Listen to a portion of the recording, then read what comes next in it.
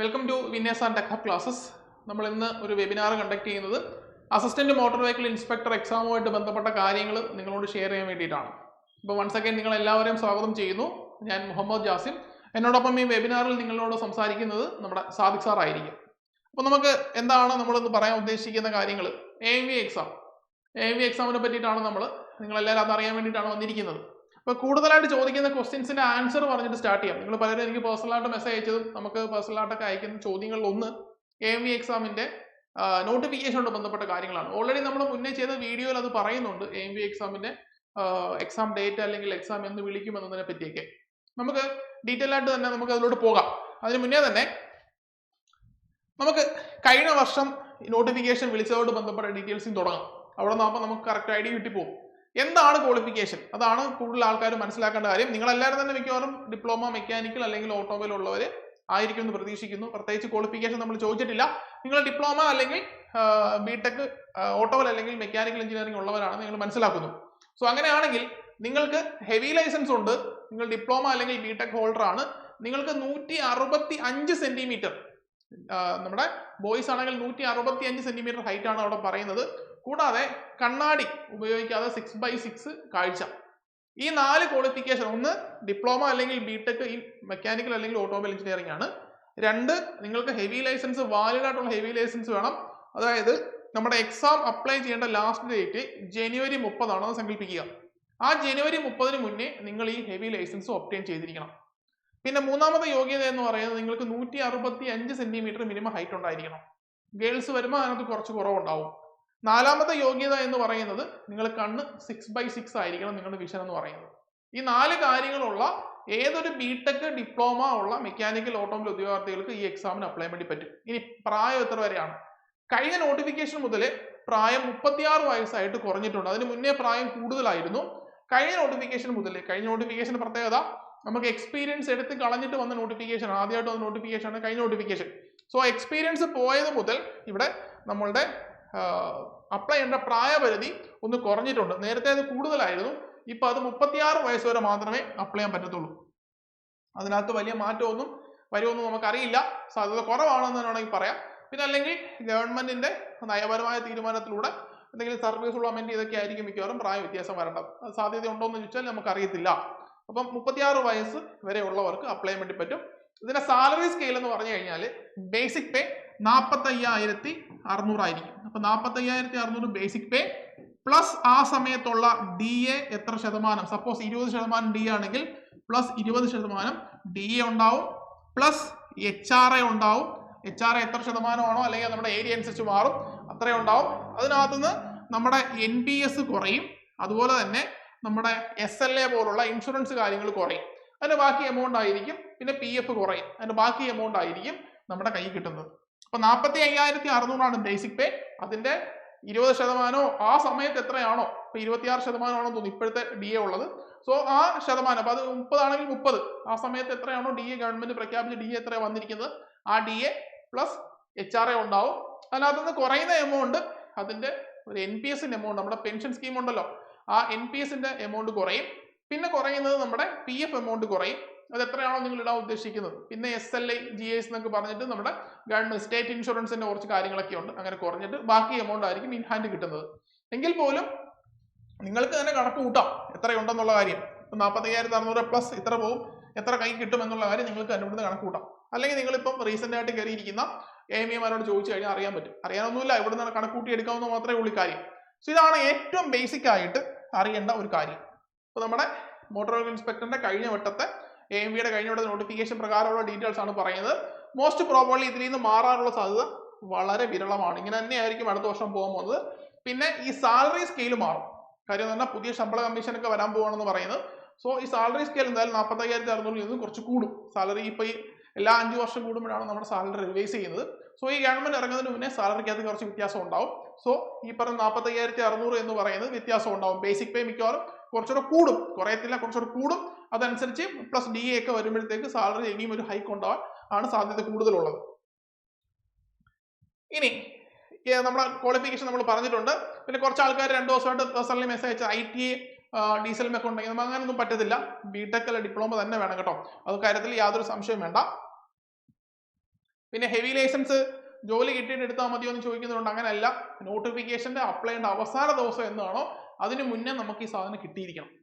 ആ licence number നമ്മൾ പ്രൊഫൈലിൽ കൊടുത്തതിന് ശേഷം മാത്രമേ നമുക്ക് അപ്ലൈ ചെയ്യാൻ വേണ്ടി പറ്റത്തുള്ളൂ. ഡേറ്റ് ഓഫ് ലൈസൻസ് ഒക്കെ അവിടെ ഇമ്പോർട്ടൻ്റ് ആണ്.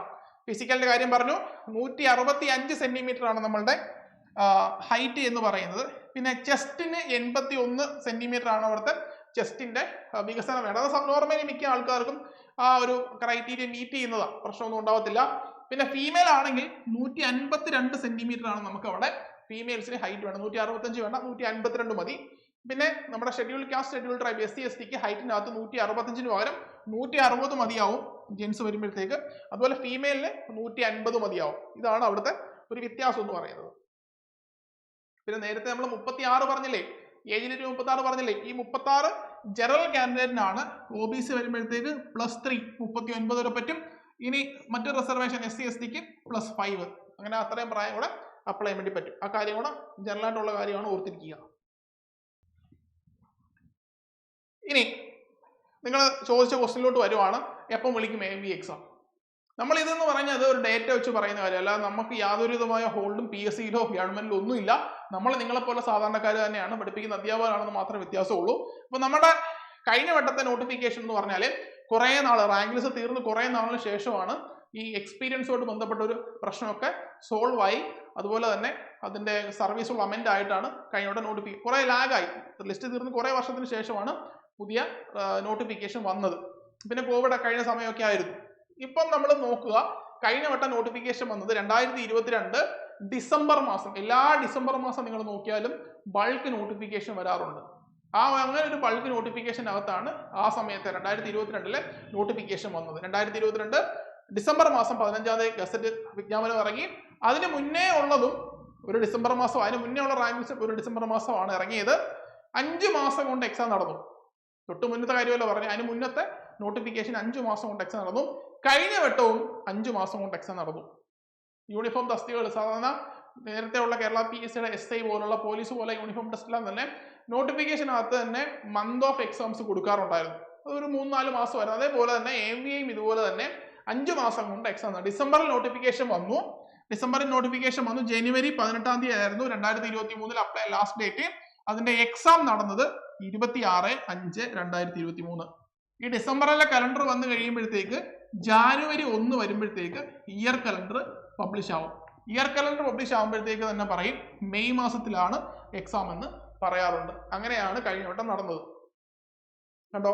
അപ്പൊ അതിന്റെ 26/5/2023 അതിന് നോട്ടിഫിക്കേഷൻ വന്നു, ഷോർട്ട് ലിസ്റ്റ് വന്നു, സർട്ടിഫിക്കറ്റ് വെരിഫിക്കേഷൻ കഴിഞ്ഞു, ഫിസിക്കൽ കഴിഞ്ഞു, ഇന്റർവ്യൂ കഴിഞ്ഞു. റാങ്ക് ലിസ്റ്റ് വരാൻ വേണ്ടിയിട്ട് ഇത്രയും സമയം എടുത്തു. ഇവിടുന്ന് എക്സാം നടന്നിട്ട് 2023 5-ാം മാസമാണെങ്കിൽ ഒരു വർഷവും ഏകദേശം ഒരു 4ഓളം മാസം ആയതിനു ശേഷമാണ് റാങ്ക്. കാര്യം കുറച്ച് പ്രൊസീജിയർ ഉണ്ട്. പേപ്പർ വാല്യൂഷൻ മാത്രമല്ല, അതിനുശേഷം ഫിസിക്കൽ മെഷർമെന്റ്, ഫിസിക്കലിന്റെ കാര്യങ്ങളുണ്ട്. പിന്നെ അതുപോലെ തന്നെ സർട്ടിഫിക്കറ്റ് വെരിഫിക്കേഷൻ, ഇന്റർവ്യൂ. അതിനുശേഷം 2024 9-ാം മാസത്തിലാണ്, 9-ാം മാസം, അതായത് 2/9/2024 റാങ്ക് ലിസ്റ്റ് പബ്ലിഷ് ചെയ്തത്. എക്സാം കഴിഞ്ഞ് ഏകദേശം ഒരു വർഷവും 4 മാസവും. സത്യത്തില് നമ്മൾ കഴിഞ്ഞ വട്ടത്തെ AMV എക്സാം എഴുതി കഴിഞ്ഞിട്ട് അങ്ങനെ ഒരുപാട് ലാഗ് എന്ന് പറയാൻ പറ്റത്തില്ല. കണ്ടിന്യൂസ് ആണ് ഇങ്ങനെ പ്രോസസ്സ്. ഒരു 3 മാസം കഴിഞ്ഞപ്പോഴത്തേക്ക് വാല്യുവേഷന്റെ കാര്യങ്ങളൊക്കെ ഇങ്ങനെ അറിഞ്ഞു തുടങ്ങി. എക്സാം കഴിഞ്ഞു, പ്രൊഫൈൽ മെസ്സേജ് ഒരു 4-5 മാസമായപ്പോൾ എല്ലാവർക്കും പ്രൊഫൈൽ മെസ്സേജ് വന്നു. അതിനുശേഷം സർട്ടിഫിക്കറ്റ് വെരിഫിക്കേഷൻ നടന്നു. അതെല്ലാം ഒരു സമയം, യൂഷ്വലി ആയിട്ടുള്ള സമയം. അതിനകത്ത് വലിയൊരു ലാഗ് ഒന്നും പറയാൻ പറ്റത്തില്ല. യൂഷ്വലി ഒരു എക്സാം നടന്ന് ഫിസിക്കലും ഇത്രയും പ്രോസസ്സ് ഉള്ള ഒരു എക്സാമിന് യൂഷ്വലി ഒരു 1 ഇയർ മിനിമം ടൈം എടുക്കും. 1 ഇയർ മിനിമം ടൈം എടുക്കും. എക്സാം കഴിഞ്ഞാൽ 1 ഇയറിന് ശേഷം മാത്രം റാങ്ക് ലിസ്റ്റ് പ്രതീക്ഷിച്ചാൽ മതി. അത് സാധാരണ ഒരു എക്സാമിന് ഡയറക്റ്റ് ഇന്റർവ്യൂ മാത്രം ഉള്ളെങ്കിൽ പോലും 1 ഇയർ എടുക്കാറുണ്ട്. ഇത് ഇന്റർവ്യൂ മാത്രമല്ല, ഇത്രയും ആൾക്കാർക്ക് വളരെ ഒരു ജംബോ റാങ്ക് ലിസ്റ്റ് എടുത്തത്. അതിലുള്ള എല്ലാവരുടെയും ഫിസിക്കൽ മെഷർമെന്റ് ഉണ്ട്, അത് എല്ലാവരുടെയും. അതുപോലെ തന്നെ ഇന്റർവ്യൂ നടത്തണം, അതുപോലെ തന്നെ എല്ലാവർക്കും ഉള്ള സർട്ടിഫിക്കറ്റ് വെരിഫിക്കേഷൻ ഉണ്ട്. ഇതെല്ലാം കഴിയുമ്പോൾ ഒരു വർഷം എന്തായാലും മിനിമം ഒരു വർഷം പ്രതീക്ഷിക്കാം. ഒരു വർഷത്തെ മേളിൽ പോകുമെങ്കിലേ ഉള്ളൂ. സോ നോട്ടിഫിക്കേഷൻ വന്ന് എക്സാം നടന്ന് ഒരു വർഷത്തിന് ശേഷം റാങ്ക് ലിസ്റ്റ് വന്നു. ഇപ്പോഴുള്ള റാങ്ക് ലിസ്റ്റിന്റെ കാലാവധി എന്ന് പറയുന്നത് 2027 9-ാം മാസം വരെയാണ്. ഞാൻ നിങ്ങൾക്ക് വിട്ടുതരുവാണ്, നിങ്ങൾ ഇവിടെ നിന്ന് റിവേഴ്സ് അടിച്ചു പോവുക. 2020 ഇപ്പം നടന്നുകൊണ്ടിരിക്കുന്നതെന്ന് പറഞ്ഞാൽ ഒരു റാങ്ക് ലിസ്റ്റ് തീർന്നാൽ ഒരു വിത്തിൻ 2 or 3 months ഉള്ളിൽ തന്നെ പുതിയ റാങ്ക് ലിസ്റ്റ് വരണം. അങ്ങനെയാണ് വന്നുകൊണ്ടിരിക്കുക. അതാണ് ഇപ്പം ട്രെൻഡ്. ഇപ്പം തന്നെ സിവിലിൻ്റെ എക്സാം ആയാലും ഡിപ്ലോമ ലെവൽ എക്സാം ആയാലും ഓവർസിയർ എക്സാം ആയാലും technical exam centre rank list തീരുന്നതിന് തൊട്ട് ഒരു മാസത്തിനുള്ളിൽ തന്നെ പുതിയ റാങ്ക് ലിസ്റ്റ് വരുന്ന രീതിയിലാണ് നോട്ടിഫിക്കേഷൻ വന്നുകൊണ്ടിരിക്കുന്നത്. സോ ഇവിടുന്ന് 2027 9-ാം മാസം നോട്ടിഫിക്കേഷൻ റാങ്ക് ലിസ്റ്റ് തീരുവാണെന്നുണ്ടെങ്കിൽ 2028 ആദ്യമെങ്കിലും റാങ്ക് ലിസ്റ്റ് വരണം എന്ന് പ്രതീക്ഷിച്ചോ. അങ്ങനെ വരണമെങ്കിൽ ഒന്ന് റിവേഴ്സ് ഓർഡർ ചിന്തിച്ചു നോക്കിയേ. എപ്പോൾ എക്സാം നടക്കണം? 2027 എക്സാം ആദ്യം നടന്നിരിക്കണം. ഒരു വർഷം കഴിയുമ്പോൾ റാങ്ക് ലിസ്റ്റ് വരണമെങ്കിൽ അപ്പോൾ നിങ്ങൾ നോട്ടിഫിക്കേഷൻ വരണം, അതിന് മുന്നത്തെ വർഷം വരണം. അങ്ങനെ ചിന്തിച്ചു നോക്കിയാൽ നിങ്ങൾക്ക് ഇതിനകത്ത് നിന്ന് സാധ്യത കണ്ടെത്താൻ പറ്റും. ആ ഒരു കഴിവോ ആ ഒരു അറിവോ മാത്രമേ എനിക്കും അല്ലെങ്കിൽ എൻ്റെ കൂടെ നിൽക്കുന്ന സാറിനും എല്ലാവർക്കും ഉള്ളൂ. അല്ലാതെ നമ്മൾ ആരും ഇതിൻ്റെ എക്സാം ഒന്നും ഇപ്പം വരുമെന്ന് പറയത്തില്ല, ഒരിക്കലും പറയുന്നില്ല. 2026 നോട്ടിഫിക്കേഷൻ വരുമെന്നാണ് നമ്മുടെ 100% പ്രതീക്ഷ. നമ്മളതാ പ്രതീക്ഷിക്കുന്നത്. പിന്നെ ഒരു കാര്യം എന്ന് പറഞ്ഞാൽ ഈ വർഷം കഴിയുമ്പോൾ തൊട്ടടുത്ത വർഷം ആദ്യത്തെ 3 മാസങ്ങളിൽ ഇലക്ഷൻ ഉണ്ട്. ഏതൊരു സർക്കാരും ഇലക്ഷന് മുന്നോടിയായിട്ട് ചെയ്യുന്ന ഒരു കാര്യം യുവജനങ്ങളുടെ കയ്യിൽ നിന്ന് വോട്ട് കിട്ടാൻ വേണ്ടിയിട്ട് ബൾക്കായിട്ട് നോട്ടിഫിക്കേഷൻസ് ഇറക്കാറുണ്ട്. ഇപ്പം ഭയങ്കര സ്പീഡിലൊക്കെയാണ് നമ്മുടെ നിയമനങ്ങൾ അല്ലെങ്കിൽ അപ്പോയിൻമെന്റ് അല്ലെങ്കിൽ അഡ്വൈസുകൾ ഇറങ്ങിക്കൊണ്ടിരിക്കുന്നത്. കാര്യം ഇലക്ഷനോട് അടുത്ത് വരുമോ, നമ്മുടെ ത്രിതല പഞ്ചായത്ത് തിരഞ്ഞെടുപ്പ് വരുവാണ്. അത് കഴിഞ്ഞാൽ ഉടനെ തന്നെ നമ്മുടെ സ്റ്റേറ്റ് ഗവൺമെന്റിന്റെ ഇലക്ഷൻ വരും, നിയമസഭ ഇലക്ഷൻ വരും. സോ ഗവൺമെന്റിന്റെ ഭാഗത്തു നിന്നുള്ള സ്പീഡ് പ്രോസസ് ഒക്കെ നടന്നുകൊണ്ടിരിക്കുകയാണ്. കേട്ടൊരു അറിവ് വെച്ചിട്ട് നമ്മളിങ്ങനെ ഈ പാരലൽ കോളേജ് പഠിപ്പിക്കുന്ന അല്ലെങ്കിൽ ഈ PSC കോച്ചിന് പഠിപ്പിക്കുന്ന അധ്യാപകർ ഇടയ്ക്ക് വരുന്ന ഒരു സംസാരത്തിൽ നിന്ന് മനസ്സിലായ കാര്യമാണ്, ഗവൺമെന്റ് ഇറങ്ങുന്ന സമയം ആകുമ്പോഴത്തേക്ക് ഈ ബൾക്കായിട്ട് ആളെ എടുക്കുന്ന പോസ്റ്റുകളിലേക്ക് നോട്ടിഫിക്കേഷൻ സാധാരണ വിളിക്കാറുണ്ട്. ആ ഡിസംബർ മാസത്തിൽ അങ്ങനെ നോട്ടിഫിക്കേഷൻ ഇടും. കാര്യം എന്താ, ആ ഡിസംബർ മാസം ഈ നമ്മുടെ ഏജ് കാൽക്കുലേറ്റ് ചെയ്യുന്ന ഡിസംബറിലാണ്. 36 വയസ്സുള്ള ഒരാൾക്ക് ഒരു വർഷം അങ്ങോട്ട് തള്ളിപ്പോയാൽ ചിലപ്പോൾ എക്സാം അപ്ലൈ ചെയ്യാൻ പറ്റത്തില്ല. സോ അങ്ങനെയുള്ളവരെയും കൂടെ കൺസിഡർ ചെയ്തുകൊണ്ട് ഒരു പക്ഷേ ബൾക്കായിട്ട് നോട്ടിഫിക്കേഷൻസ് ഒക്കെ വരുത്താം. നോട്ടിഫിക്കേഷൻസ് വന്ന് നമ്മൾ അപ്ലൈ ചെയ്ത് കഴിഞ്ഞാൽ ഉടനെ എക്സാം വരണം നിർബന്ധമില്ലല്ലോ. പതിയെ എക്സാം നടന്ന് അതിന്റെ പ്രോസസ്സ് നടന്ന് റാങ്ക് ലിസ്റ്റ് ഒക്കെ വന്നോളൂ. സോ ഇലക്ഷൻ വരുന്നതുകൊണ്ട് ഒരു പക്ഷേ ഒരു ബൾക്ക് നോട്ടിഫിക്കേഷൻസ് വേണമെങ്കിൽ നമുക്ക് പ്രതീക്ഷിക്കാം. ഇത് വെച്ച് നമ്മുടെ കോഴ്സ് വിൽക്കാനൊന്നും പോവുമല്ല, നമ്മൾ അതിനുള്ള യാതൊരു ശ്രമവും നടത്തുന്നില്ല. നിങ്ങളുടെ ചോദിക്കുന്ന ഉത്തരം മാത്രം പറയുന്നതേ ഉള്ളൂ. നമ്മളിപ്പോഴും പറയുന്നത് 2026 ഞങ്ങൾ അതിന്റെ സാധ്യത കാണുന്നത്. പിന്നെ വേണമെങ്കിൽ ഇങ്ങനൊരു സാധ്യത ഉണ്ട് എന്നുള്ള കാര്യം പൊതുവേ നടക്കുന്ന ഒരു ചർച്ചയാണ്. അതുകൊണ്ടാണ് എല്ലാവരും നോട്ടിഫിക്കേഷൻ വരും ഇങ്ങനെ പറയുന്നത്. അതാണ് അതിന്റെ പിന്നിലെ കാര്യം. പക്ഷേ യഥാർത്ഥത്തിൽ 2026 നോട്ടിഫിക്കേഷൻ എന്തായാലും വരും. 26 നോട്ടിഫിക്കേഷൻ വന്നാൽ മാത്രമേ അടുത്ത റാങ്ക് ലിസ്റ്റ് തീരുമ്പോഴത്തേക്കും നമുക്ക് നോട്ടിഫിക്കേഷൻ കഴിഞ്ഞ് പുതിയ റാങ്ക് ലിസ്റ്റ് ഇടാൻ പറ്റത്തുള്ളൂ. അതുകൊണ്ട് 2026 നോട്ടിഫിക്കേഷൻസ് പക്ക ആണെന്നാണ് നമ്മൾ വിശ്വസിക്കുന്നത്. ഇതെല്ലാം വീണ്ടും പറയുന്നു, വിശ്വാസം മാത്രമാണ്. ഒരിക്കലും നമ്മുടെ ഈ ആരുടെയും ഒരു ഉറപ്പോ കാര്യങ്ങളോ ഇല്ല. നമ്മൾ ഈ പഠിപ്പിച്ചുകൊണ്ടിരിക്കുന്നു, നമ്മൾ അതിന്റെ എക്സ്പീരിയൻസ് കഴിഞ്ഞോട്ടോ ഉന്നത്തോട്ടോ ക്ലാസ് എടുത്ത ആൾക്കാരാണ്. അതുകൊണ്ടുള്ള എക്സ്പീരിയൻസ് വെച്ചിട്ട് പറയുന്ന ഒരു കാര്യം മാത്രമാണ്. സോ ഇതാണ് എക്സാമുമായിട്ട് ബന്ധപ്പെട്ട കാര്യം. നിങ്ങൾക്ക് ഒരു ക്ലിയർ കട്ട് ഐഡിയ ഇവിടുന്ന് കിട്ടിയിട്ടുണ്ടെന്ന് പ്രതീക്ഷിക്കുന്നു. ഇനി 2022 എക്സാം നടന്നു, നോട്ടിഫിക്കേഷൻ വന്നു. 23 എക്സാം നടന്നു, 26 റാങ്ക് ലിസ്റ്റ് വന്നു. 24 2/9 നമ്മുടെ റാങ്കിന്റെ എക്സിസ്റ്റ് ചെയ്തിരിക്കുന്ന ദിവസം. അന്നു മുതൽ ഇന്ന് വരെ ഓഗസ്റ്റ് 15 അവസാനമായിട്ടുള്ള ഡേറ്റ വെച്ച് പറയുകയാണെന്നുണ്ടെങ്കിൽ 104 അഡ്വൈസുകളാണ് ഓഗസ്റ്റ് മാസം ഇതുവരേക്കും പോയിരിക്കുന്നത്. ലാസ്റ്റ് അഡ്വൈസ് ഇറങ്ങിയിരിക്കുന്നത് 29/7/2025 സോ ഇത് വെച്ച് പറയുവാണെങ്കിൽ 104 പേർക്ക് ഇതുവരേക്കും അഡ്വൈസ് പോയി. ഈ 104 പേരും സർവീസിൽ കയറിയോ? ഇല്ല. ഇതിൽ കുറെ കാൻഡിഡേറ്റ്സ് ലെക്ചർ പോളിയിൽ പോയിട്ടുണ്ട്, കുറെ കാൻഡിഡേറ്റ്സ് അസിസ്റ്റന്റ് പ്രൊഫസറിൽ പോയിട്ടുണ്ട്, കുറെ ഇല്ല, വളരെ കുറച്ചാണ്. ലെക്ചർ പോളിയിൽ കുറച്ച് പേര് പോയിട്ടുണ്ട്. കുറെ പേര് ഇപ്പോഴും വർക്ക്ഷോപ്പ് ഇൻസ്ട്രക്ടർ ചൂസ് ചെയ്ത് നിൽക്കുന്നവരുണ്ട്. ഇങ്ങനെയാണ് ഇതിന്റെ അവസ്ഥ. കാര്യം കോമൺ നടന്ന എക്സാം ആയതുകൊണ്ട് തന്നെ കോമൺ കാൻഡിഡേറ്റ്സ് കൂടുതലായിരുന്നു. അതുകൊണ്ട് തന്നെ ഇപ്പം നമ്മുടെ AMV ഇഷ്ടമില്ലാത്ത ആൾക്കാർ വർക്ക്ഷോപ്പ് ഇൻസ്ട്രക്ടറായിട്ട് വർക്ക് ചെയ്യുന്നവരുണ്ട്. നമ്മുടെ തന്നെ വേറെ കോഴ്സിൽ പഠിപ്പിക്കുന്ന ഫാക്കൽറ്റീസ്, നേരത്തെ പഠിപ്പിച്ചിരുന്ന ഫാക്കൽറ്റീസ് ഒക്കെ തന്നെ ലെക്ചർ പോളി കിട്ടിയവരുണ്ട്. അതുപോലെ തന്നെ നമ്മളോട് തന്നെ ഉള്ള ഒരു വർക്ക്ഷോപ്പ് ഇൻസ്ട്രക്ടറും AMV കിട്ടിയവരുണ്ട്. AMV വേണ്ട, വർക്ക്ഷോപ്പ് ഇൻസ്ട്രക്ടർ മതി എന്ന് പറഞ്ഞ് നിൽക്കുന്ന ഫാക്കൽറ്റി, നേരത്തെ പഠിച്ച ഫാക്കൽറ്റീസ് ഒക്കെ ഉണ്ട്. സോ അത് ഓരോരുത്തരുടെ ചോയ്സാണ്. നിങ്ങൾക്ക് ചിലപ്പം AMV ആണ് ഇഷ്ടമെന്നുണ്ടെങ്കിൽ നിങ്ങൾ ലെക്ചർ പോളി പറഞ്ഞ് AMV പോകുമായിരിക്കും. പക്ഷേ അതുപോലെ ഓരോരുത്തർക്ക് ചോയ്സ് ഉണ്ട്. ലെക്ചർ പോളിക്ക് സാലറി സ്കെയിൽ കൂടുതലാണ്, AICT പേ സ്കെയിലാണ്, അങ്ങനെ കുറേ വ്യത്യാസം ഉള്ളത് കൊണ്ട് തന്നെ പഠിപ്പീര് ജോലി ഇഷ്ടപ്പെടുന്നവർക്ക് അങ്ങനെ പോവാം. നിങ്ങൾ മനസ്സിലാക്കേണ്ട ഒരു കാര്യം, ഈ AMV റാങ്ക് ലിസ്റ്റിന്റെ പോലെ തന്നെ ആയിരിക്കും അടുത്ത വർഷം ലെക്ചർ പോളി, AP, അതുപോലെയുള്ള എക്സാംസ് എല്ലാം തന്നെ ഇറിഗേഷൻ AE, അതുപോലെ ഫാക്ടറീസ് ആൻഡ് ബോയിൽസിന്റെ അതുപോലുള്ള ഗ്രേഡ് എക്സാം എല്ലാം തന്നെ മിക്കവാറും കോമൺ കാൻഡിഡേറ്റ്സിന്റെ ഒരു കളിയായിരിക്കും. ഇപ്പൊ ഈ 104 പോയതുപോലെ അതിനകത്ത് കോമൺ കാൻഡിഡേറ്റ്സ് ഉണ്ടാവും. കുറച്ച് പേരൊക്കെ മറ്റുള്ള ജോലി ചൂസ് ചെയ്ത് പോകും. അപ്പോൾ അങ്ങനെ 104 അഡ്വൈസുകൾ പോയിട്ടുണ്ട്. അതിന്റെ ഡീറ്റെയിൽസ് ഒക്കെ നിങ്ങൾ സൈറ്റിൽ കയറി നോക്കാൻ പറ്റും. കേരള PSC സൈറ്റിന്റെ സ്ക്രീൻഷോട്ടാണ് ഈ കിടക്കുന്നത്. എവിടെ വരെ റാങ്ക് ലിസ്റ്റ് ഉള്ളവർ പോയിട്ടുണ്ടെന്നുള്ള കാര്യങ്ങളൊക്കെയാണ് കിടക്കുന്നത്. സോ കഴിഞ്ഞ വട്ടം നമ്മൾ റാങ്ക് ലിസ്റ്റിനകത്ത് ഏകദേശം ഒരു 150-ൽ കൂടുതൽ കുട്ടികൾ നമ്മൾ പഠിപ്പിച്ച ആൾക്കാരുണ്ടായിരുന്നു. നമുക്ക് കഴിഞ്ഞ വട്ടം ഓൺലൈനായിട്ടും ഓഫ്ലൈനായിട്ടും ബാച്ചസ് ഉണ്ടായിരുന്നു. ഓഫ്ലൈൻ നമ്മൾ കൊല്ലം ടെക് ഹബ് എന്ന പേരിലാണ് സ്ഥാപനത്തിലാണ് നമ്മുടെ ആ പേരിലാണ് നമ്മൾ ഓഫ്ലൈൻ സെന്റർ നടന്നുകൊണ്ടിരുന്നത്. ഓൺലൈനായിട്ട് പിന്നെ എഡ്യൂടെക് ആപ്പ് ത്രൂ ആണ് ക്ലാസ് നടന്നത്. ഇതുവരേക്കും 104 അഡ്വൈസ് പോയതിൽ 104 അഡ്വൈസ് ഇതുവരെ പോയതിൽ ഈ കാണുന്ന 20 ഉദ്യോഗാർത്ഥികൾ നമ്മളുടേതാണ്. ഈ 104 പോയതിൽ ഉള്ളവരുടെ കാര്യം മാത്രമാണ് പറയുന്നത്. ഇനി മുന്നോട്ടുള്ളതാണെങ്കിൽ ആദ്യത്തെ 100 റാങ്കിനുള്ളിൽ 25 ഉദ്യോഗാർത്ഥികളാണ് നമുക്കുള്ളത്. 100 റാങ്ക് ആദ്യത്തെ 100 റാങ്കിൽ 25% ഉദ്യോഗാർത്ഥികൾ നമ്മുടെ ഓൺലൈൻ ഓഫ്ലൈൻ പഠിച്ചവരാണ്. അപ്പം നിങ്ങൾ ഈ എക്സാം പ്രിപ്പയർ ചെയ്യാൻ വേണ്ടി ഉദ്ദേശിക്കുന്നതാണെന്നുണ്ടെങ്കിൽ നമ്മളെപ്പറ്റി കൂടുതൽ അറിയാൻ വേണ്ടി നിങ്ങൾ വേറെ ഒന്നും ചെയ്യണ്ട. ഇതുപോലെ നിങ്ങൾ AMV കിട്ടിയിരിക്കുന്ന ആരോടെങ്കിലും ചോദിച്ചാൽ മതി. അവർക്ക് കൃത്യമായിട്ട് തന്നെ നമ്മുടെ ഡീറ്റെയിൽസ് കിട്ടും. അതിനുശേഷം മാത്രം നിങ്ങൾ തീരുമാനം എടുക്കുക. അതൊക്കെ പിന്നീടുള്ള കാര്യങ്ങളാണ്. അപ്പം നമ്മൾ അറിയേണ്ട ഒരു കാര്യം, നമ്മളിവിടെ കുറച്ച് ഡേറ്റ്സ് ഒക്കെ പറഞ്ഞിട്ടുണ്ട് അല്ലേ. നിങ്ങൾ ആലോചിച്ച് നോക്കി, നോട്ടിഫിക്കേഷൻ വന്നാൽ 5 മാസം കൊണ്ട് എക്സാം വരും അല്ലെ, 6 മാസം കൊണ്ട് എക്സാം വരും സങ്കല്പിക്കുക. നോട്ടിഫിക്കേഷൻ വരുന്നതിന് മുന്നേ പഠിച്ച് തീർക്കുക എന്നുള്ളതാണ് നിങ്ങൾ ചെയ്യാൻ പറ്റുന്ന ഏറ്റവും മികച്ചൊരു കാര്യം എന്ന് പറഞ്ഞാൽ. നിങ്ങൾ സമയം എടുത്ത്, ചിലർക്ക് പെട്ടെന്ന് പഠിക്കാൻ പറ്റും, ചിലർക്ക് പതിയെ പഠിക്കാൻ പറ്റത്തുള്ളൂ, ചിലർക്ക് ഓഫ്ലൈൻ ക്ലാസ് ഉണ്ടെങ്കിലേ പറ്റത്തുള്ളൂ. ഈ ഓഫ്ലൈൻ ക്ലാസ്സിൽ ഇരുന്ന് പഠിക്കണം എന്നുള്ളവർക്ക് വേണ്ടിയിട്ടാണ് നമ്മൾ സ്റ്റുഡിയോ റെക്കോർഡ് ക്ലാസ് സെറ്റ് ചെയ്തിരിക്കുന്നത്. ഇതുപോലെ നിങ്ങൾക്ക് എന്നെ കണ്ട് പറയുന്ന പോലെ തന്നെ ഓഫ്ലൈൻ ക്ലാസ്സിൽ ഇരിക്കുന്ന പോലെ തന്നെ നമുക്ക് കണ്ട് പഠിക്കാൻ പറ്റും. മറ്റേത് സൂം റെക്കോർഡ് ക്ലാസ്സാണ് നമ്മൾ കഴിഞ്ഞ വട്ടം ചെയ്തുകൊണ്ടിരുന്നത്. ആ കഴിഞ്ഞ വട്ടം പഠിപ്പിച്ച അതേ ഫാക്കൽറ്റീസ് തന്നെയാണ് ഈ വട്ടം ക്ലാസ്സസ് എടുത്തിരിക്കുന്നത്. നമ്മളത് സ്റ്റുഡിയോയിലോട്ട് മാറ്റി. അപ്പോൾ നിങ്ങൾക്ക് നമ്മളെ കണ്ട് ഒരു ഓഫ്ലൈൻ അറ്റ്മോസ്ഫിയറിൽ ഇരുന്ന് പഠിക്കുന്ന ഫീല് കിട്ടാൻ വേണ്ടിയിട്ടാണ് നമ്മൾ ആ രീതിയിൽ ക്ലാസ്സസ് ചെയ്തിരിക്കുന്നത്. അപ്പം ഈ ഡേറ്റ ഒക്കെ മനസ്സിൽ കണ്ടിട്ട് നിങ്ങൾ സീരിയസ് ആയിട്ട് പഠിക്കുന്ന ഉദ്യോഗാർത്ഥിയാണെങ്കിൽ നിങ്ങൾ പ്രിപ്പയർ ചെയ്ത് തുടങ്ങേണ്ട സമയമായി എന്ന് തന്നെ പറയാം. അതിപ്പോൾ നിങ്ങളൊരു സ്ഥാപനത്തിൽ അഡ്മിഷൻ എടുക്കണമെന്ന് പറയുന്നത് നിങ്ങളുടെ ചോയ്സാണ്. നിങ്ങൾക്ക് എവിടെ വേണമെങ്കിലും ജോയിൻ ചെയ്യാം, ജോയിൻ ചെയ്യാതെ പഠിക്കാം, സ്വന്തമായിട്ട് വേണമെങ്കിലും പഠിക്കാം, ടെക്സ്റ്റ് ബുക്ക് വെച്ചുകൊണ്ടെങ്കിലും പഠിക്കാം. എന്താ ഒരു സ്ഥാപനത്തിൽ പഠിച്ചാലുള്ള ഗുണമെന്ന് പറഞ്ഞാൽ, ഒരു സ്ഥാപനത്തിൽ പഠിച്ച് നിങ്ങൾക്ക് കുറച്ച് ക്യാപ്സ്യൂൾ കിട്ടും. അല്ലെങ്കിൽ നിങ്ങൾക്ക് വേണ്ട കാര്യങ്ങൾ മാത്രം നമ്മളല്ല എല്ലാ സ്ഥാപനക്കാരും തരും. നമ്മളെ മാത്രം തരുമെന്ന് ഒരിക്കലും പറയും. നമ്മളെപ്പോലുള്ള സ്ഥാപനക്കാരെല്ലാം തന്നെ നിങ്ങൾക്ക് വേണ്ട കാര്യങ്ങൾ, സിലബസ് ഓറിയന്റഡ് കാര്യങ്ങൾ നമുക്ക് തരും. സ്വന്തമായിട്ട് പഠിക്കുമ്പോൾ നമ്മൾ കുറച്ചുകൂടെ റെഫർ ചെയ്ത് ഒരു കടലിൽ പോയി വെള്ളം സംഭരിച്ചുകൊണ്ട് വരുന്ന പോലെ. പക്ഷെ മറ്റേത് അങ്ങനല്ല, നമ്മുടെ ഒരു കുടത്തി വെള്ളം തരുക. ആ ഒരു വ്യത്യാസമാണ് നിങ്ങൾ ഒരു സ്ഥാപനത്തിൽ പോയി കഴിഞ്ഞാൽ നിങ്ങൾ കിട്ടുന്നത്. നിങ്ങൾക്ക് വേണമെങ്കിൽ അങ്ങനെ ചൂസ് ചെയ്യാം, അല്ലെങ്കിൽ നിങ്ങൾ സ്വന്തമായിട്ട് പഠിക്കാം. പക്ഷെ പഠിച്ചു തുടങ്ങേണ്ട സമയമായി. അതാണ് സത്യാവസ്ഥ. പഠിച്ചു തുടങ്ങേണ്ട സമയമായി. കോമ്പറ്റീഷൻ ലെവൽ ഭയങ്കര കൂടുതലാണ്. ഈ ഒരു എക്സാം എന്ന് പറഞ്ഞു കഴിഞ്ഞാൽ കുറേ വർഷങ്ങളായിട്ട് കാത്തിരിക്കുന്നവരുണ്ട്. കഴിഞ്ഞ വട്ടം കിട്ടി താഴെ റാങ്കിൽസ് താഴെ പോയവരുണ്ട്, കിട്ടാത്തവരുണ്ട്. എല്ലാവരും തന്നെ നമുക്ക് തന്നെ നമ്മുടെ സ്റ്റുഡൻസിന് ഇടയ്ക്ക് തന്നെ കുറേ പേര് അഡ്മിഷൻ എടുത്തിരിക്കുന്നത് കഴിഞ്ഞ വട്ടത്തെ സ്റ്റുഡൻസ് തന്നെയാണ്. അതായത് അവർക്ക് വീണ്ടും പഠിച്ച് മുന്നിൽ കയറി വരാൻ വേണ്ടിയിട്ട്. സോ നിങ്ങൾ പതിയെ പിച്ച് വെച്ച് തുടങ്ങുക.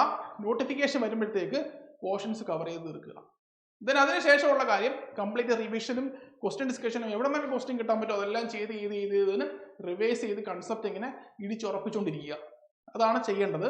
അതുകൊണ്ട് പതിയെ പിച്ച് വെച്ച് തുടങ്ങേണ്ട സമയമായി എന്നുള്ളത് നിങ്ങൾ മനസ്സിലാക്കി വെക്കുക.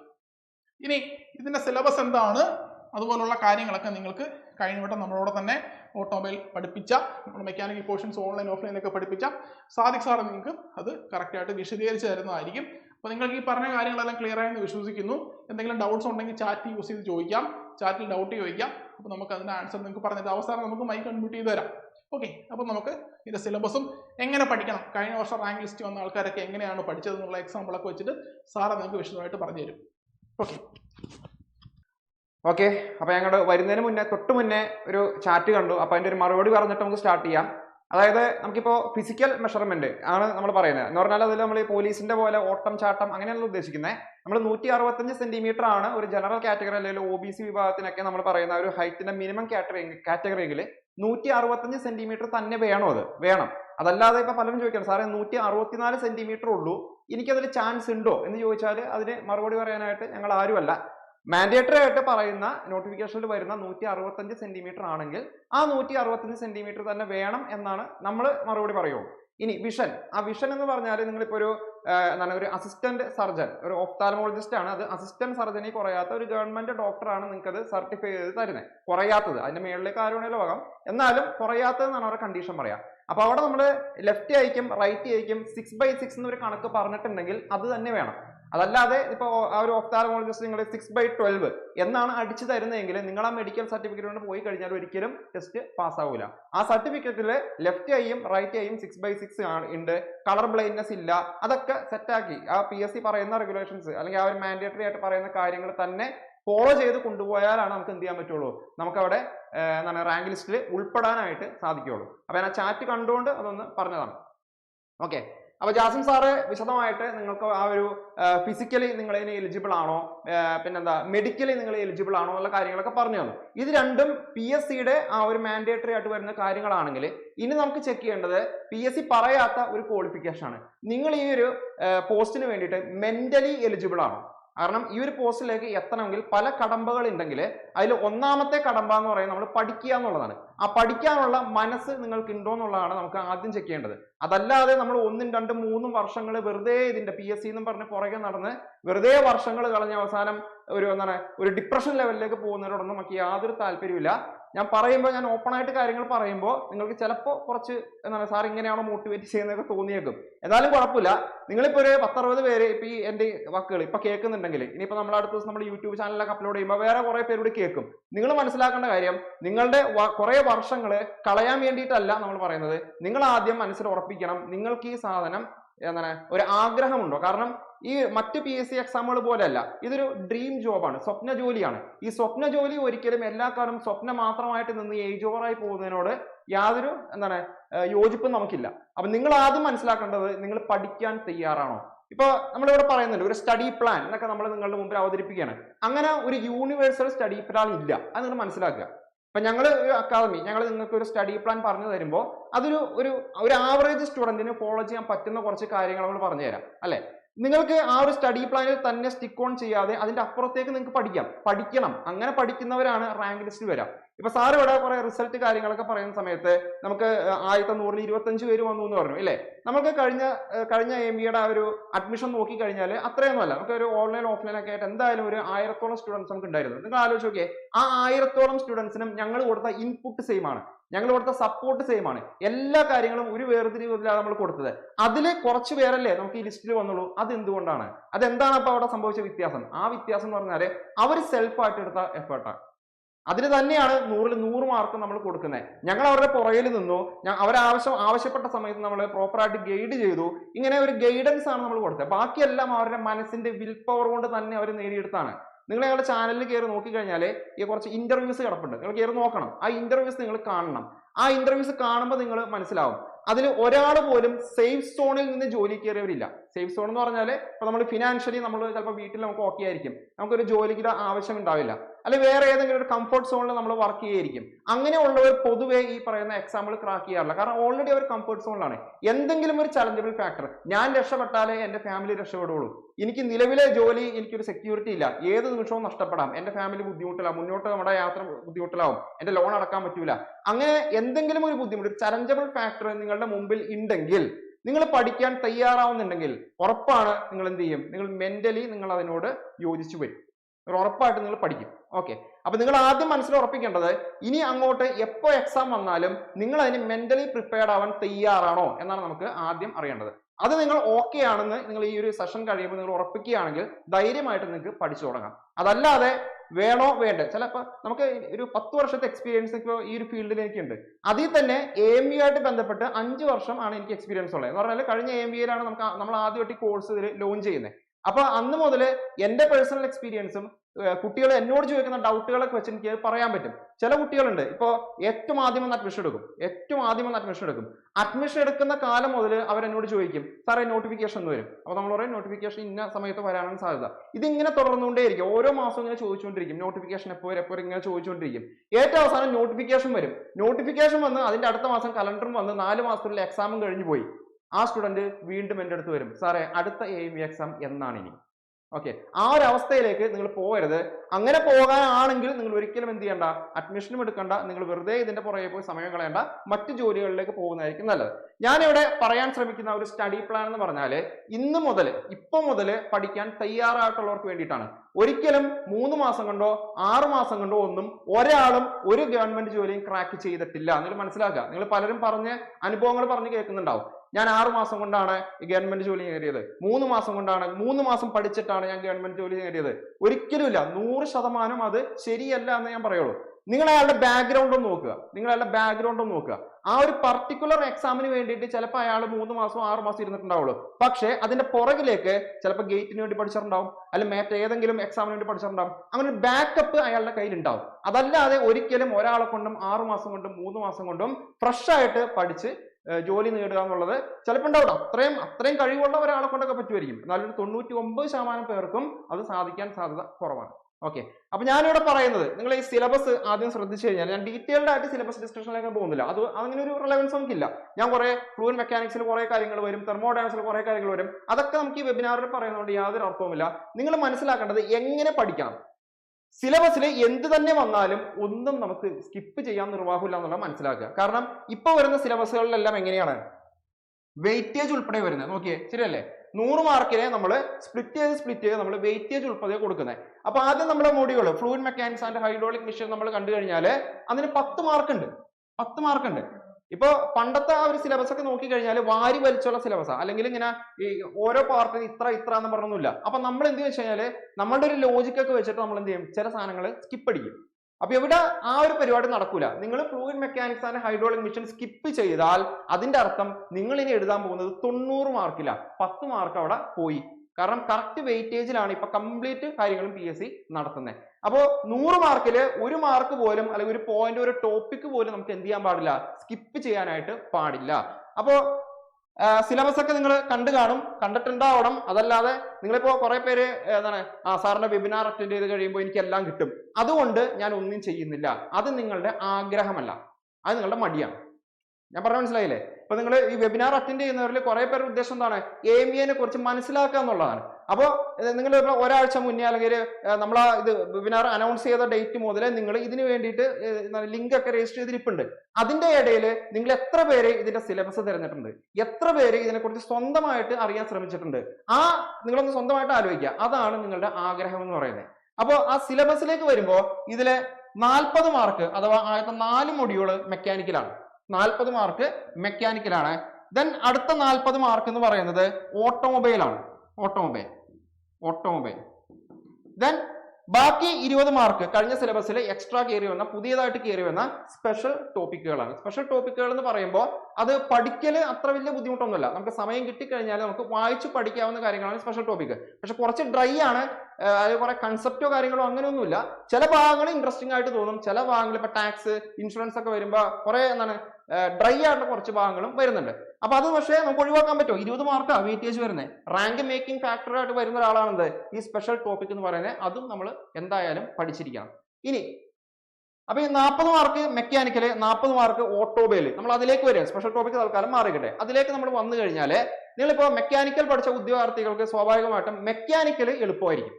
ഓട്ടോമൊബൈൽ പഠിച്ച ഉദ്യോഗാർത്ഥികൾക്ക് എന്തായാലും നിങ്ങൾ ഓട്ടോമൊബൈൽ എന്ന് പറയുന്ന ഒരു സ്ട്രീം നിങ്ങൾ ചൂസ് ചെയ്തിട്ടുണ്ടെങ്കിൽ നിങ്ങൾ അതിനുള്ള താല്പര്യം കൊണ്ടായിരിക്കും ഓട്ടോമൊബൈൽ എടുത്ത്. അതുകൊണ്ട് തന്നെ നിങ്ങൾ പഠിക്കുന്ന കാലത്തും കുറച്ചും കൂടി സീരിയസ് ആയിട്ട് ആ ഓട്ടോമൊബൈൽ സെക്ഷൻസ് നിങ്ങൾ പഠിച്ചിട്ടുണ്ടാവും. അപ്പൊ ഓട്ടോമൊബൈൽ പൊതുവെ നിങ്ങൾക്ക് എന്തായിരിക്കും, എളുപ്പമായിരിക്കും. അപ്പൊ മെക്കാനിക്കലുകാർക്ക് ഓട്ടോമൊബൈലാണ് ചലഞ്ചിങ് ഫാക്ടർ, ഓട്ടോമൊബൈലുകാരന് മെക്കാനിക്കലുമാണ് ചലഞ്ചിങ് ഫാക്ടർ, അല്ലെ? അപ്പൊ നമ്മൾ എങ്ങനെ പഠിക്കണം എന്ന് ചോദിച്ചു കഴിഞ്ഞാൽ എവിടെ തുടങ്ങണം? നിങ്ങളിപ്പോ ഒരു കോഴ്സിന് ജോയിൻ ചെയ്യണം, അല്ലെങ്കിൽ സ്വന്തമായിട്ട് സെൽഫ് സ്റ്റഡിക്ക് വേണ്ടി നിങ്ങൾ തയ്യാറാവണേ, എന്തു ആയിക്കോട്ടെ, നിങ്ങൾ എവിടെ നിന്ന് തുടങ്ങണം? ഞാൻ ആദ്യം ഹൈഡ്രോളിക് മെഷീൻ പഠിക്കണോ, തെർമൽ പഠിക്കണോ, സ്ട്രെങ്ത് ഓഫ് മെറ്റീരിയൽസ് പഠിക്കണോ, ട്രാൻസ്മിഷൻ പഠിക്കണോ, എന്ത് പഠിക്കണം? ഞാൻ പറയും നിങ്ങൾക്ക് അറിയാവുന്ന സബ്ജക്ട് നിങ്ങൾ സ്റ്റാർട്ട് ചെയ്യാം. നിങ്ങൾ സെൽഫ് സ്റ്റഡി ആണെങ്കിലും ഇനി എവിടെയെങ്കിലും അഡ്മിഷൻ എടുത്തു കഴിഞ്ഞാലും നിങ്ങളുടെ ആപ്ലിക്കേഷൻ നമ്മുടെ ആപ്പ് തുറന്നു കഴിയുമ്പോൾ കുറെ ക്ലാസ്സുകൾ ഇങ്ങനെ ഇരിക്കുന്നതാണ്. ഇതിൽ എവിടെ തുടങ്ങും, എങ്ങനെ തുടങ്ങും നിങ്ങൾ നമ്മൾ ചോദിക്കും, അപ്പൊ നമ്മൾ പറഞ്ഞു തരും. എന്നാലും നിങ്ങൾ എന്ത് ചെയ്യണം, നിങ്ങൾക്ക് അറിയാവുന്ന സബ്ജക്ട് വെച്ച് നിങ്ങൾ തുടങ്ങണം. ആ തുടക്കം വളരെ ഇമ്പോർട്ടന്റ് ആണ്. നിങ്ങൾക്ക് അറിയാത്ത സബ്ജക്ട് വെച്ച് നിങ്ങൾ തുടങ്ങിയാൽ, നിങ്ങൾ നോക്കിയ സ്ട്രെങ്ത് ഓഫ് മെറ്റീരിയൽസ് നിങ്ങൾക്ക് അറിയില്ല, ഒന്നും അറിയാത്ത സബ്ജക്റ്റ് ആണ്. നിങ്ങൾ സ്ട്രെങ്ത് ഓഫ് മെറ്റീരിയൽസ് വെച്ച് തുടങ്ങി കഴിഞ്ഞാൽ ഉറപ്പാണ് 2ാമത്തെ ദിവസം നിങ്ങളുടെ സ്വപ്നം അവിടെ തീരും. നിങ്ങൾ പിന്നെ മുന്നോട്ട് പോകൂല, നിങ്ങൾ വെറുത്തു പോകും, അല്ലെ? കാരണം നിങ്ങൾക്ക് ഒന്നും അറിയില്ല. നിങ്ങൾ ക്ലാസ് കാണുന്നു, നിങ്ങൾക്ക് ബോറടിക്കുന്നു, ഉറക്കം വരുന്നു, പല ബുദ്ധിമുട്ടുകളും നിങ്ങൾക്ക് ഇവിടെ ഫീൽ ചെയ്യും. എന്തുകൊണ്ടാ? മെന്റലി പണ്ടേ നമുക്ക് ഈ സ്ട്രെങ്ത് ഓഫ് മെറ്റീരിയൽസ് ഇഷ്ടമല്ല, അതാണ് പ്രശ്നം. അതേസമയം നിങ്ങൾക്ക് ഫ്ലൂയിഡ് മെക്കാനിക്സ് ഇഷ്ടമാണ്, നിങ്ങൾക്ക് കുറച്ചൊക്കെ എന്തെങ്കിലുമൊക്കെ കേട്ട് കഴിഞ്ഞാൽ പെട്ടെന്ന് മനസ്സിലാവുന്ന, അല്ലെങ്കിൽ കോളേജിൽ പഠിക്കുന്ന കാലത്ത് നിങ്ങൾ സ്വന്തമായിട്ടൊക്കെ പഠിച്ച് ഒരു ബേസ് ഉള്ള ഒരു പേപ്പർ നിങ്ങൾക്ക് ഫ്ലൂയിഡ് മെക്കാനിക്സ് ആണെങ്കിൽ നിങ്ങൾ അത് തന്നെ തുടങ്ങണം. നിങ്ങൾക്ക് പ്രോപ്പർട്ടീസ് ഓഫ് ഫ്ലൂയിഡ്, ഏറ്റവും ആദ്യം വരുന്ന ടോപ്പിക് അതായിരിക്കുമല്ലോ, പ്രോപ്പർട്ടീസ് ഓഫ് ഫ്ലൂയിഡ്. നിങ്ങൾക്ക് അറിയാമെങ്കിലും, നിങ്ങൾക്ക് എല്ലാം അറിയാം, ഡെൻസിറ്റി എന്താണെന്ന് അറിയാം, അങ്ങനെ എല്ലാ ടേമുകളും എന്താണെന്ന് അറിയാമെങ്കിലും നിങ്ങൾ ഒന്നുകൂടി അത് പഠിക്കുക. അത് എന്തിനു വേണ്ടിയാന്ന് ഞാൻ പുറകെ പറഞ്ഞു തരാം കേട്ടോ. അപ്പോൾ നിങ്ങൾ ഒന്നുകൂടി പഠിക്കുക. അങ്ങനെ പഠിച്ച് നിങ്ങൾ ഫ്ലൂയിഡ് മെക്കാനിക്സ് ഇങ്ങനെ മുന്നോട്ട് കൊണ്ടുപോയി നിങ്ങൾക്ക് ഒരു ഇൻട്രസ്റ്റ് വരും, ഒരു രസം വരും അല്ലെ. രസമുള്ള കാര്യം എപ്പോഴും ചെയ്യാനായിട്ട് നമുക്ക് ഇഷ്ടമായിരിക്കും അല്ലെ. അപ്പൊ അതുകൊണ്ടാണ് ഇഷ്ടപ്പെട്ട സബ്ജക്ട് ആദ്യം നമ്മൾ തുടങ്ങാൻ പറയുന്നത്. ഓക്കെ, അതിനുശേഷം നിങ്ങളെ സാറേ ഞാൻ എത്ര മണിക്കൂർ വെച്ച് പഠിക്കണം എന്ന് ചോദിക്കാറുണ്ട്. അതിന് നമുക്ക് ഒരു യൂണിവേഴ്സൽ മറുപടി ഒന്നുമില്ല.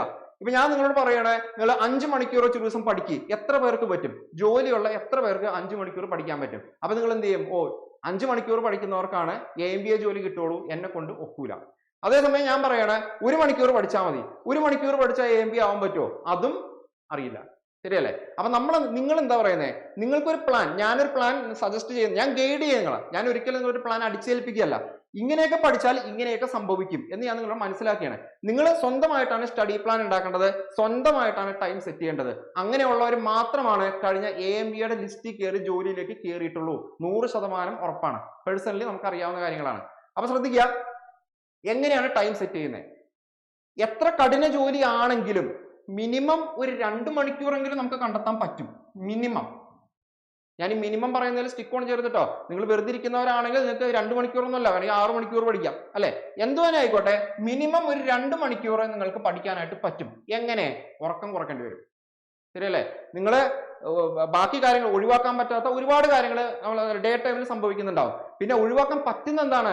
ചിലപ്പോൾ ഉറക്കമായിരിക്കും നമ്മൾ കോംപ്രമൈസ് ചെയ്യേണ്ടി വരുന്നത്. ആ ഉറക്കം ഒരു 4 മണിക്കൂർ മാറ്റി വെക്കാനല്ല പറയുന്നത്. ഒരു 2 മണിക്കൂറെങ്കിലും നമുക്ക് എന്ത് ചെയ്യാം? ആ ഉറക്കത്തിൽ കോംപ്രമൈസ് ചെയ്തിട്ടോ അല്ലെ മറ്റെന്തെങ്കിലും, നിങ്ങൾ ചിലപ്പോൾ അനാവശ്യമായിട്ട് ഇപ്പോൾ റീൽസ് ഒക്കെ തള്ളിക്കൊണ്ടിരിക്കും, അല്ലെങ്കിൽ ഇങ്ങനെ ഫോണിൽ ഇങ്ങനെ തള്ളിക്കൊണ്ടിരിക്കും. അതൊക്കെ മാറ്റി വെച്ചിട്ട് നിങ്ങൾക്ക് എന്ത് ചെയ്യും? ഒരു 2 മണിക്കൂർ മിനിമം എടുക്കാൻ പറ്റാത്തവർ ഉണ്ടാവില്ല എന്നാണ് എനിക്ക് തോന്നുന്നത്. ഓക്കെ, അപ്പൊ സ്റ്റാർട്ടിങ്ങില് നിങ്ങൾ ആ 2 മണിക്കൂർ വെച്ച് തുടങ്ങുക.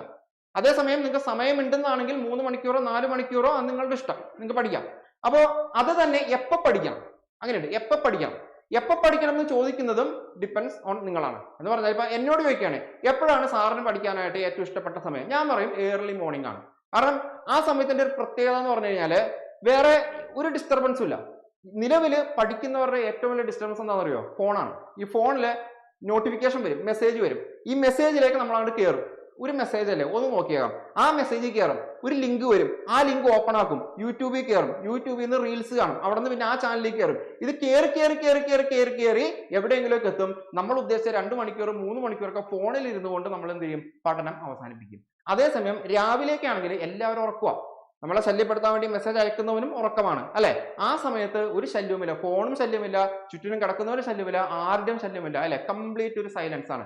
ആ സമയത്ത് പഠിച്ചാൽ നിങ്ങൾ സാധാരണ ഒരു ഉച്ചക്കിരുന്ന് പഠിക്കുന്നതിനേക്കാൾ പെട്ടെന്ന്, നിങ്ങളെന്നല്ല എന്റെ കാര്യം പറയണേ, എനിക്ക് എന്ത് ചെയ്യും? എനിക്ക് പെട്ടെന്ന് തലയിൽ കയറും.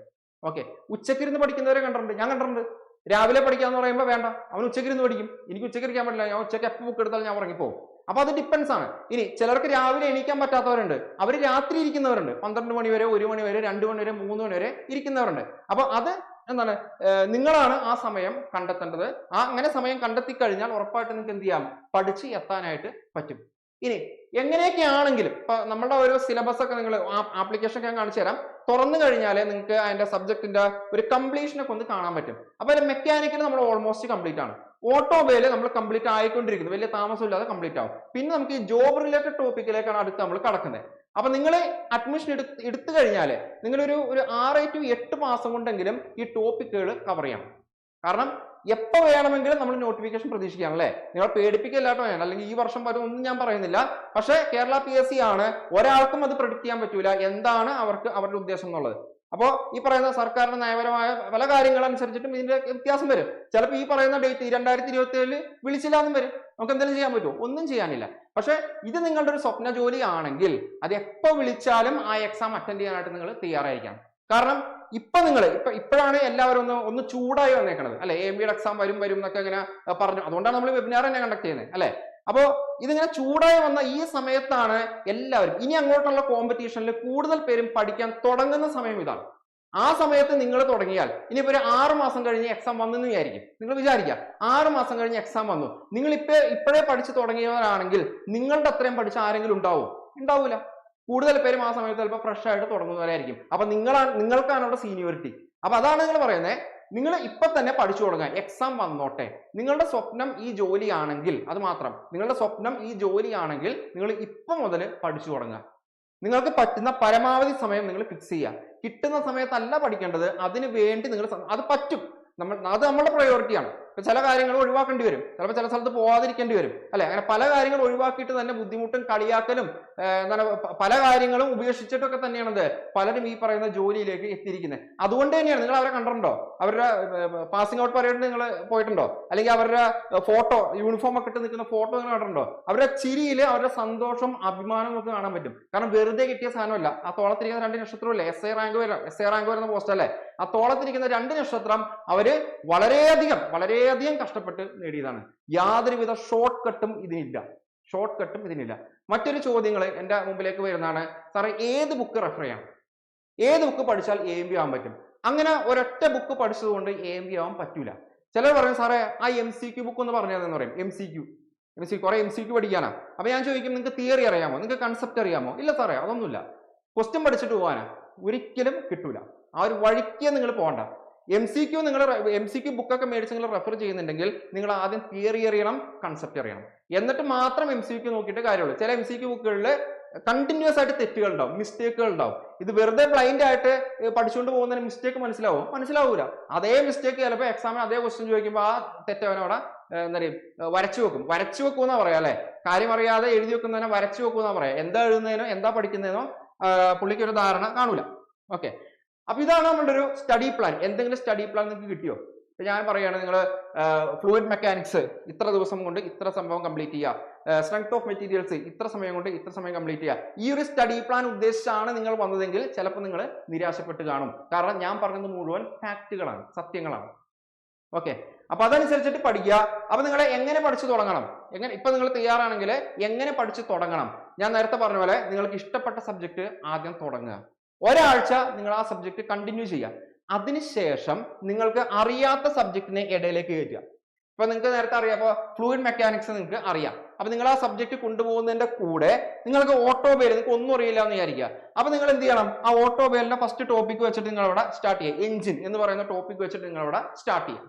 ഓക്കെ, അങ്ങനെ നിങ്ങൾ എന്താണ് മിക്സ് ചെയ്ത് പഠിച്ചു പോവുക. നേരത്തെ പറഞ്ഞതുപോലെ ഏറ്റവും നന്നായിട്ട് നിങ്ങളുടെ തലയിൽ കയറുന്ന ഒരു സമയമുണ്ടല്ലോ, ആ സമയത്ത് നിങ്ങൾ അറിയാത്ത കാര്യങ്ങൾ, ആദ്യമായിട്ട് പഠിക്കുന്ന കാര്യങ്ങൾ പഠിക്കാൻ ശ്രമിക്കുക. ഓക്കെ, അങ്ങനെ നമ്മളെന്ന് ലോജിക്കലി ചിന്തിക്കുക, എന്താണ് എന്റെ കപ്പാസിറ്റി, എന്റെ കഴിവ് എന്താണ്, എന്റെ കപ്പാസിറ്റി എന്താണ്, എന്റെ വീക്ക് പോയിന്റ് എന്താണ്? അത് ഓരോരുത്തർക്കും വ്യത്യസ്തമല്ലേ. അപ്പൊ എനിക്ക് അവിടെ യൂണിവേഴ്സൽ ആയിട്ട് ഇന്ന സ്റ്റഡി പ്ലാൻ നീ ഫോളോ ചെയ്യ്, എനിക്ക് അടിച്ചേൽപ്പിക്കാൻ പറ്റില്ല. അത് ഡിപ്പെൻഡ്സ് ഓൺ യു, നിങ്ങളാണ്, അല്ലെ? അപ്പൊ അതാ പറയുന്നത്, എളുപ്പമായ സബ്ജക്റ്റ് സ്റ്റാർട്ട് ചെയ്തിട്ട് പതുക്കെ നിങ്ങൾ പുതിയ സബ്ജക്റ്റുകൾ, അറിയാത്ത സബ്ജക്റ്റുകൾ അകത്തേക്ക് കയറ്റണം. ഇനി ഫ്ലൂയിഡ് മെക്കാനിക്സ് നിങ്ങൾക്ക് അറിയാൻ സബ്ജക്റ്റ് ആയതുകൊണ്ട് ഓക്കെ, നിങ്ങൾ തെർമലിലേക്ക് കടന്നു, അല്ലെ? നിങ്ങൾ തെർമൽ ഇങ്ങനെ പഠിച്ചുകൊണ്ടിരിക്കുകയാണ്. റിവിഷൻ, നിങ്ങൾക്ക് അറിയുന്ന സബ്ജക്റ്റ് ആണെങ്കിലും അറിയാത്ത സബ്ജക്റ്റ് ആണെങ്കിലും റിവിഷൻ ഇമ്പോർട്ടൻ്റ്. ഇതൊരു സ്റ്റെപ്പ് ബൈ സ്റ്റെപ്പാണ്. അപ്പൊ നിങ്ങൾ വെക്ക് സാറേ MCQ ചെയ്യണ്ടേ, എക്സാമ്പിൾ എഴുതണ്ടേ? വേണം. ഇതൊക്കെ സ്റ്റെപ്പ് ബൈ സ്റ്റെപ്പാ. ഒറ്റയടിക്കൊന്നും നമുക്ക് നേടിയെടുക്കാൻ പറ്റൂല. അതാ പറഞ്ഞേ, ഷോർട്ട് കട്ട് ഇല്ല. കഷ്ടപ്പെടണം, നന്നായിട്ട് കഷ്ടപ്പെടണം. ഓക്കെ, അപ്പോ റിവിഷൻ ചെയ്യണം. നിങ്ങൾ ഇന്ന് പഠിക്കുന്ന ടോപ്പിക്ക് നാളെ റിവൈസ് ചെയ്യണം. ആ റിവിഷൻ കഴിഞ്ഞിട്ട് വേണം പുതിയ ടോപ്പിക്ക് പഠിക്കാൻ. മറ്റന്നാൾ വരുമ്പോ നിങ്ങൾ വീണ്ടും എന്ത് ചെയ്യണം? റിവൈസ് ചെയ്യണം. എന്നിട്ട് അതിന്റെ അടുത്ത ദിവസം എന്നിട്ട് വേണം അതിന്റെ അടുത്ത ടോപ്പിക്ക് പഠിക്കാൻ. അപ്പൊ നിങ്ങൾ ചോദിക്കും, നിങ്ങളുടെ അഡ്മിഷൻ എടുത്ത ആളാണെങ്കിൽ ചോദിക്കും, സാർ ഈ 1 മണിക്കൂറുള്ള ക്ലാസ് എല്ലാ ദിവസവും കാണാനാണെങ്കിൽ ഞാൻ ഇതെങ്ങനെ കണ്ടു തീർക്കും? എന്റെ കോഴ്സ് എങ്ങനെ മുന്നോട്ട് പോകും? എന്റെ പഠനം എങ്ങനെ മുന്നോട്ട് പോകും? 1 മണിക്കൂർ ഞാൻ വീണ്ടും കാണുകയല്ലേ? റിവിഷൻ ഉദ്ദേശിക്കുന്നത് വീണ്ടും വീഡിയോ ക്ലാസ്സുകൾ കാണാനല്ല. നിങ്ങൾ വീഡിയോ കാണുന്ന സമയത്ത് നിർബന്ധമായിട്ടും 100% നിർബന്ധമായിട്ടും നോട്ട് ഉണ്ടാക്കണം. സ്വന്തം നോട്ടില്ലാത്ത ഒരു PSC ഉദ്യോഗാർത്ഥിയും ഈ നിലവിൽ സർവീസിൽ ഇരിപ്പില്ല. സ്വന്തം നോട്ടില്ലാത്ത ഒരു PSC ഉദ്യോഗാർത്ഥി, ഒരു ഞങ്ങൾ തരുന്ന നോട്ടോ ഒരു അക്കാദമി തരുന്ന നോട്ട് കൊണ്ട് മാത്രം ആരും എന്തായിട്ടില്ല, ഒരു ഗവൺമെന്റ് ജോലിയിലേക്ക് എത്തിയിട്ടില്ല. സ്വന്തം നോട്ട് പഠിച്ചാണ് അവരെത്തുന്നത്. ഈ സ്വന്തം നോട്ട് എന്ന് പറഞ്ഞാല് നമ്മൾ വീഡിയോ ക്ലാസ്സിൽ പറയുന്ന കാര്യങ്ങൾ അത് നോട്ടായിട്ട് നിങ്ങൾ എഴുതിയെടുത്തിട്ട് എന്തെങ്കിലും എക്സ്ട്രാ സാധനങ്ങൾ കിട്ടിയാൽ അത് നിങ്ങൾ അതിൻ്റെ അകത്തേക്ക് കയറ്റും. നിങ്ങൾ ചോദിച്ചോ, നിങ്ങൾ ഞാൻ ഈ പറയുന്ന കാര്യങ്ങളൊന്നും ബ്ലൈൻഡ് ആയിട്ട് വിശ്വസിക്കേണ്ട. നിങ്ങൾ ജോലിയിൽ കയറിയ ആൾക്കാരോട് ചോദിക്കുക, നിങ്ങൾക്ക് സ്വന്തമായിട്ട് നോട്ട് ഉണ്ടോ? നോട്ട് ഉണ്ടാവും. ആ നോട്ടിന്റെ ക്വാളിറ്റി അനുസരിച്ചിട്ട് ആ റാങ്ക് ലിസ്റ്റിൽ അവൻ മുന്നോട്ട് വരും. അതാണ് വ്യത്യാസം. ഓക്കെ, അപ്പൊ നോട്ട് ഉണ്ടാക്കണം. ആ നോട്ടാണ് നിങ്ങൾ റിവൈസ് ചെയ്യേണ്ടത്. ഇപ്പൊ ഒരു ടോപ്പിക് നിങ്ങൾ പഠിച്ചിട്ട് ആ ടോപ്പിക്കിന്റെ നോട്ട് എഴുതിയിട്ട് അതിന്റെ അടുത്ത ദിവസം റിവൈസ് ചെയ്യാൻ പറഞ്ഞാൽ എന്താണ്? വീണ്ടും വീഡിയോ ക്ലാസ് അല്ല കണ്ടേ, ആ നോട്ടാണ് നിങ്ങൾ റിവൈസ് ചെയ്യേണ്ടത്. ആ നോട്ട് വായിക്കുമ്പോൾ നിങ്ങൾക്ക് ഓക്കെ ആണെങ്കിൽ നിങ്ങൾ സെറ്റാണ്, നിങ്ങൾ പഠിച്ചിട്ടുണ്ട്. അതേസമയം നോട്ട് വായിക്കുമ്പോൾ ഒരു പോയിന്റിൽ നിങ്ങൾ സ്റ്റക്കായി, ഓർത്തെടുക്കാൻ പറ്റുന്നില്ല, എന്താണ് സംഭവം, നിങ്ങൾ വിട്ടുപോയി, മറന്നുപോയി. ആ സമയത്ത് എന്ത് ചെയ്യും, ആ ഒരു പോർഷൻ നിങ്ങൾ ചെന്നിട്ട് വീഡിയോ ക്ലാസ് കാണും. അതാണ് ഉദ്ദേശിക്കുന്നത്. ഓക്കെ, അപ്പോ അങ്ങനെ മുന്നോട്ട് പോയി നിങ്ങളുടെ സബ്ജക്റ്റുകൾ ഇങ്ങനെ കംപ്ലീറ്റ് ചെയ്ത് ഇങ്ങനെ മുന്നോട്ട് പോകും. ഒരു സബ്ജക്ട് കഴിഞ്ഞാൽ ഒരുപാട് ഗ്യാപ്പ് പിന്നെ കൊടുക്കരുത്. ആ സബ്ജക്ട് ഇടക്കൊന്ന് എടുത്ത് റിവൈസ് ചെയ്യണം. അപ്പൊ നിങ്ങൾക്ക് പഠനം എന്താണ് ഒരു മെല്ലെ പോകുന്നതായിട്ട് നിങ്ങൾക്ക് ഫീൽ ചെയ്യും, എന്നാലും കുഴപ്പമില്ല. ചിലരെന്ത് ചെയ്യുമെന്നറിയോ, ഫ്ലൂയിഡ് മെക്കാനിക്സ് ആയിട്ട് കംപ്ലീറ്റ് ഒറ്റയടിക്കാനായിട്ട് പഠിക്കും. പിന്നെ തെർമൽ പഠിക്കും, MOS പഠിക്കും, മെഷർമെന്റ് പഠിക്കും, ഓട്ടോമൊബൈലിന്റെ ഓരോ ടോപ്പിക്കുകൾ ഇങ്ങനെ എടുത്തെടുത്ത് പഠിക്കും. ഒരു കാര്യമില്ല. നിങ്ങൾക്ക് ഏറ്റവും അവസാനം വരുമ്പോൾ ഞാൻ 100% സിലബസ് കംപ്ലീറ്റ് ചെയ്തു എന്ന് മാനസിക സന്തോഷം മാത്രമായിരിക്കും നിങ്ങളുടെ ബാക്കി ഉണ്ടാവുക, വേറെ ഒന്നും ഉണ്ടാവില്ല. റിവിഷൻ അത്രയും ഇമ്പോർട്ടന്റ് ആണ്. റിവൈസ് ചെയ്തില്ലെങ്കിൽ, ഇപ്പൊ ഞാൻ ഓട്ടോമൊബൈൽ ഫാക്കൽറ്റിയാണ് അല്ലെ, ഞാൻ ഓട്ടോമൊബൈൽ പഠിപ്പിക്കുന്ന ആളാണ്. ഇതേ ഓട്ടോമൊബൈലെ കുറച്ച് നാൾ ഞാൻ പഠിപ്പിക്കാതിരുന്നാല്, ടച്ച് ഇല്ലാതിരുന്നാല് എന്റെ കയ്യിൽ നിന്ന് പോകും. മനസ്സിലായില്ലേ? അപ്പൊ അതാണ് റിവിഷന്റെ ആ ഒരു ഇമ്പോർട്ടൻസ് എന്ന് പറയുന്നത്. അപ്പൊ റിവൈസ് ചെയ്ത് മുന്നോട്ട് പോവാ. അതിന്റെ കൂടെ നിങ്ങൾ ഒരു ടോപ്പിക് കംപ്ലീറ്റ് ചെയ്യുന്നുണ്ടെങ്കിൽ, ഇപ്പൊ സ്റ്റിയറിംഗ് സിസ്റ്റം എന്ന് പറയുന്ന ടോപ്പിക് നിങ്ങൾ കംപ്ലീറ്റ് ചെയ്ത് നിങ്ങൾ അതിന്റെ റിവിഷനും കാര്യങ്ങളൊക്കെ നടത്തിയിട്ട് നിങ്ങൾ അതിന്റെ എക്സാം എഴുതണം. അല്ലെങ്കിൽ എന്താണ് അതിന്റെ MCQ ഡിസ്കഷൻ ഒക്കെ കഴിഞ്ഞതിന് ശേഷം നിങ്ങൾ എന്ത് ചെയ്യണം, അതിന്റെ മോക്ക് ടെസ്റ്റ് എഴുതി നോക്കണം. മോക്ക് ടെസ്റ്റ് വളരെ ഇമ്പോർട്ടന്റ് ആണ്. മോക്ക് ടെസ്റ്റ് തിയറി മാത്രം പഠിച്ചത് കൊണ്ട് നിങ്ങൾക്ക് വിവരം വെക്കും, നോളജ് ഉണ്ടാവും, പക്ഷെ ഗവൺമെന്റ് ജോലിയിലേക്ക് കയറാൻ പറ്റൂല. ഗവൺമെന്റ് ജോലിയിലേക്ക് കയറണമെങ്കിൽ മോക്ക് ടെസ്റ്റ് എഴുതി തന്നെ ശീലിക്കണം. ആദ്യമായിട്ട് എഴുതുമ്പോൾ 20 ക്വസ്റ്റ്യൻ അറ്റൻഡ് ചെയ്താൽ ചിലപ്പോൾ 10 നെഗറ്റീവ് ആയിരിക്കും. നെഗറ്റീവ് അടിച്ചാൽ അറിയാലോ, 0.33 മാർക്ക് കൂടി നമുക്ക് അവിടെ നഷ്ടപ്പെട്ടു പോയാണ്. അപ്പോ മോക്ക് ടെസ്റ്റ് എഴുതുമ്പോൾ എന്താണ് നമ്മുടെ മാർക്ക് കൂട്ടുക എന്നല്ല, ഞാൻ എപ്പോഴും പറയുന്നതാണ്. മോക്ക് ടെസ്റ്റ് എഴുതി 20 മേടിക്കുക എന്നുള്ളതല്ല എന്റെ ലക്ഷ്യം.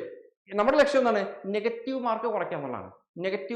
കാരണം നിങ്ങൾ PSC എക്സാം ഒക്കെ എഴുതിയിട്ടുണ്ടെങ്കിൽ നിങ്ങൾക്ക് മനസ്സിലാവും, നമുക്കൊരു ടെൻഡൻസി ഉണ്ട് ഈ കറുപ്പിക്കാനായിട്ട്. വേണ്ട എന്ന് മനസ്സ് പറഞ്ഞാലും വീണ്ടും ഇട്ട് കറുപ്പിക്കാനായിട്ട്, തെറ്റായിട്ടുള്ള ഉത്തരം കറുപ്പിക്കാനായിട്ട് നമ്മുടെ മൈൻഡിന് ഒരു ടെൻഡൻസി ഉണ്ട്.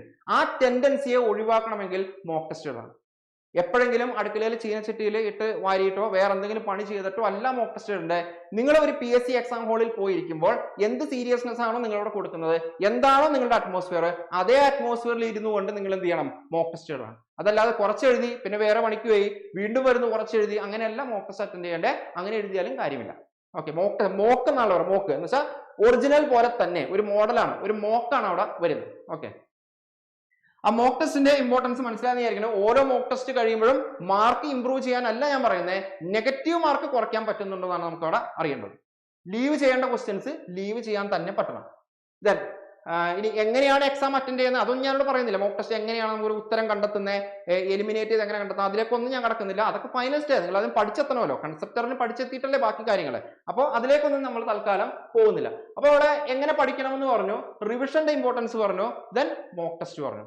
ഇനി നിങ്ങൾക്കൊരു ഡൗട്ട് വന്നാൽ ഇപ്പൊ നിങ്ങൾ നമ്മുടെ സെൽഫ് സ്റ്റഡി ആണെന്നുണ്ടെങ്കിൽ നിങ്ങൾ എന്ത് ചെയ്യും, നിങ്ങൾ ഗൂഗിളിൽ തപ്പും, അല്ലെങ്കിൽ വേറെ ആരോടും നിങ്ങൾക്ക് അറിയാവുന്ന ആൾക്കാരോടൊക്കെ ചോദിച്ചത് ക്ലിയർ ചെയ്ത് പോകും. ഒരു ഡൗട്ട് വന്നാൽ ആ ഡൗട്ട് നിങ്ങൾ വെച്ചുകൊണ്ടിരിക്കരുത്. ഇപ്പൊ നമ്മുടെ ഒരു യൂണിവേഴ്സിറ്റി എക്സാം, ഇപ്പൊ ഡിപ്ലോമ ആവട്ടെ ബിടെക് ആവട്ടെ, നിങ്ങൾ അതിന്റെ ഒരു യൂണിവേഴ്സിറ്റി എക്സാം ആണ് എഴുതുന്നുണ്ടെങ്കിൽ നമ്മൾ പഠിക്കുന്ന സമയത്ത് ഒരു ഡൗട്ട് വന്നാൽ നമ്മൾ നൈസായിട്ട് എന്ത് ചെയ്യും, ഒഴിവാക്കും. അല്ലെങ്കിൽ സിമ്പിൾ ആയിട്ട് അത് വേണ്ട. കാരണം യൂണിവേഴ്സിറ്റി എക്സാമിന് പാസ്സായാൽ മതി, ശരിയല്ലേ? അതല്ലാതെ അതിന് ഫസ്റ്റ് എത്തണമെന്നോ രണ്ടാമത് എത്തണമെന്നോ നമുക്ക് യാതൊരു നിർബന്ധവും ഇല്ല. എനിക്ക് ആ കോഴ്സ് കംപ്ലീറ്റ് ചെയ്ത് സക്സസ്ഫുള്ളി ഗ്രാജുവേറ്റ് ആവണമെന്നുണ്ടെങ്കിൽ എനിക്ക് എന്ത് മതി, എനിക്ക് അവിടെ എക്സാമുകൾ പാസ്സായാൽ മതി. അപ്പൊ ചില ഡൗട്ടുകളൊക്കെ വന്നാൽ നമ്മൾ മെനക്കെടില്ല. പക്ഷെ PSC എക്സാമിന് അങ്ങനെയല്ല, ഡൗട്ട് വന്നാൽ അത് ക്ലിയർ ചെയ്തിട്ട് തന്നെ പോകണം. കാരണം ആ ഒരു ഡൗട്ട് ആയിരിക്കും നിങ്ങളുടെ ജോലിയിലേക്കുള്ള വിലങ്ങുതടി. 0.33 മാർക്കിന് വരെ ജോലി നഷ്ടപ്പെട്ടവരുണ്ട്. 0.33 മാർക്ക് എന്ന് പറഞ്ഞാൽ റാങ്ക് ലിസ്റ്റിൽ ചിലപ്പോൾ 0.33 മാർക്കിന് വരാത്തവരുണ്ടാവും. അതല്ലെങ്കിൽ റാങ്ക് ലിസ്റ്റിൽ വന്നു പക്ഷെ ജോലി കിട്ടാൻ തടസ്സം ഈ 0.33 മാർക്ക് കൂടി ഉണ്ടായിരുന്നെങ്കിൽ എനിക്ക് ജോലി കിട്ടിയേനെ എന്ന് എത്ര പേര് പറഞ്ഞിട്ടുണ്ടോ? AMBയുടെ കാര്യം മാത്രമല്ല പറയുന്നത്, അതല്ലാതെ മൊത്തത്തിലുള്ള ഒരു ഇതാണ്. കാരണം നെഗറ്റീവ് മാർക്ക് ഉണ്ട്. അപ്പൊ ശ്രദ്ധിക്കുക, ഓരോ പോയിന്റ് മാർക്കുകളും വളരെ ഇമ്പോർട്ടന്റ് ആണ്. ദെൻ ഡൗട്ട് ഉണ്ടെങ്കിൽ അത് ഉറപ്പായിട്ടും ക്ലിയർ ചെയ്ത് പോകണം. ഓക്കെ, അപ്പൊ ഇത്തരം കാര്യങ്ങളാണ് നമുക്കൊരു ഒരു ഓവറോൾ ഐഡിയ എന്ന് പറയുന്നത്. ഇനി ഇതിൽ മെക്കാനിക്കൽ ആണോ ഓട്ടോമൊബൈൽ ആണോ പഠിക്കാൻ എളുപ്പം അങ്ങനെ ചോദിക്കുന്നവരുണ്ട്. സാറേ ഞാൻ മെക്കാനിക്കൽ ആണോ ഓട്ടോമൊബൈൽ ആണോ എനിക്ക് പഠിക്കാൻ എളുപ്പം എന്ന് ചോദിക്കുന്നവരുണ്ട്. എന്റെ ഒരു പേഴ്സണൽ ഒപ്പീനിയൻ, ഇപ്പൊ ഞാൻ മെക്കാനിക്കലാണ്, എന്റെ ക്വാളിഫിക്കേഷൻ എന്ന് പറഞ്ഞാൽ മെക്കാനിക്കലാണ്. ഞാൻ പഠിപ്പിക്കുന്നത് നിങ്ങളെ ഓട്ടോമൊബൈലാണ്. ഈ ഓട്ടോമൊബൈൽ എന്ന് പറയുന്നത് ഞാൻ പഠിച്ചെടുത്തതാണ്. ഞാൻ പഠിച്ചത് ശരിയല്ലേ? ഇപ്പൊ മെക്കാനിക്കൽ എന്ന് പറഞ്ഞാൽ ഒരേ ഒരു സെമസ്റ്ററിൽ ഓട്ടോമൊബൈൽ എന്ന് പറഞ്ഞ പേപ്പർ നമ്മൾ പഠിക്കുന്നത്. അപ്പൊ അതിനുശേഷം ഞാൻ എന്ത് ചെയ്താണ്, എനിക്ക് താല്പര്യമുള്ള സബ്ജക്ട് ആയതുകൊണ്ട് ഞാൻ പഠിച്ചെടുത്ത ഒരു പേപ്പറാണെന്ത് ഓട്ടോമൊബൈൽ എന്ന് പറയുന്നത്. അപ്പൊ രണ്ട് സബ്ജക്റ്റും കൈയിട്ട് വാരിയ ഒരാൾ എന്ന നിലയ്ക്ക് എനിക്ക് പറയാൻ പറ്റും, ഓട്ടോമൊബൈൽ എന്ന് പറയുന്നത് നിങ്ങൾ നല്ല രീതിയിൽ റിവിഷൻ ചെയ്യണം. മെക്കാനിക്കൽ പോലെ അല്ല. നിങ്ങൾക്ക് ക്ലാസ് കേൾക്കുമ്പോൾ വളരെ ഇൻട്രസ്റ്റിംഗ് ആയിരിക്കും, പഠിക്കാൻ നിങ്ങൾക്ക് വളരെ താല്പര്യം കാണും, എല്ലാം ഉണ്ടാവും. പക്ഷെ ഈ സാധനം വളരെ കൺഫ്യൂസിംഗ് ആണ്. അതിന്റെ ക്വസ്റ്റ്യൻസ് ഒക്കെ നോക്കിയാൽ നിങ്ങൾക്ക് മനസ്സിലാവും. വളരെ കൺഫ്യൂസിംഗ് ആയിട്ടുള്ള ക്വസ്റ്റ്യൻസ് കയറി വരും. അപ്പൊ എപ്പോഴെങ്കിലും നമ്മുടെ റിവിഷൻ പിന്നോട്ട് പോയി കഴിഞ്ഞാൽ നമ്മുടെ കയ്യിൽ നിന്ന് പോകുന്ന ഒരു സബ്ജക്റ്റ് ആണ്, നിങ്ങൾക്ക് ഇൻട്രസ്റ്റിംഗ് ആയിട്ടുള്ള സബ്ജക്റ്റ് ആണ് ആര്? ഓട്ടോമൊബൈൽ. ഓക്കെ, അപ്പൊ ഓട്ടോമൊബൈലിന് കുറച്ചധികം മുൻതൂക്കം കൊടുത്ത് റിവിഷൻ നടത്തി പഠിക്കണം.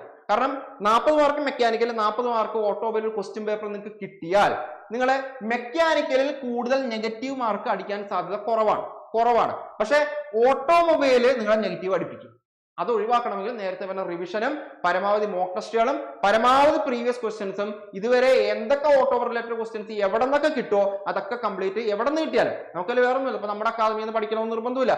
നിങ്ങൾക്ക് ഗൂഗിളിൽ സെർച്ച് ചെയ്യാം, വേറെ അക്കാദമിക്ക് നിങ്ങൾക്ക് ടെസ്റ്റ് സീരീസ് കിട്ടുകൊണ്ട് അത് എടുക്കാം. എവിടെ നിന്നൊക്കെ ക്വസ്റ്റ്യൻസ് കിട്ടുമോ അതൊക്കെ നിങ്ങൾ പ്രാക്ടീസ് ചെയ്യണം.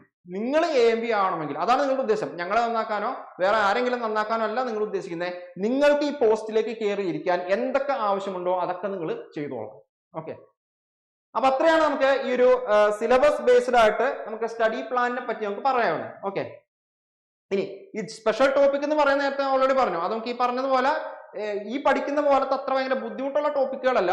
പക്ഷെ കുറച്ച് നമ്മൾ എന്ത് ചെയ്യണം, നമ്മൾ ഈ നോൺ ടെക്നിക്കൽ PSC എക്സാമുകൾ എഴുതിയ ആരെങ്കിലും കൂട്ടത്തിലുണ്ട് നിങ്ങൾക്ക് അറിയാം, അവിടുത്തെ പരിപാടി എന്താ, ഓർത്തു വെക്കുക, മെമ്മറൈസ് ചെയ്യാന്നുള്ള പരിപാടിയാണ്. ഏതാണ്ട് അതേ പരിപാടിയാണ് ഈ സ്പെഷ്യൽ ടോപ്പിക് വരാം. സെക്ഷൻസ്, വർഷങ്ങള്, അങ്ങനെ കുറച്ച് മെമ്മറൈസ് ചെയ്യേണ്ട ആൾക്കാരാണ്. അവിടെ നമുക്ക് കോഡുകൾ ഉണ്ടാക്കാം. കോഡ്.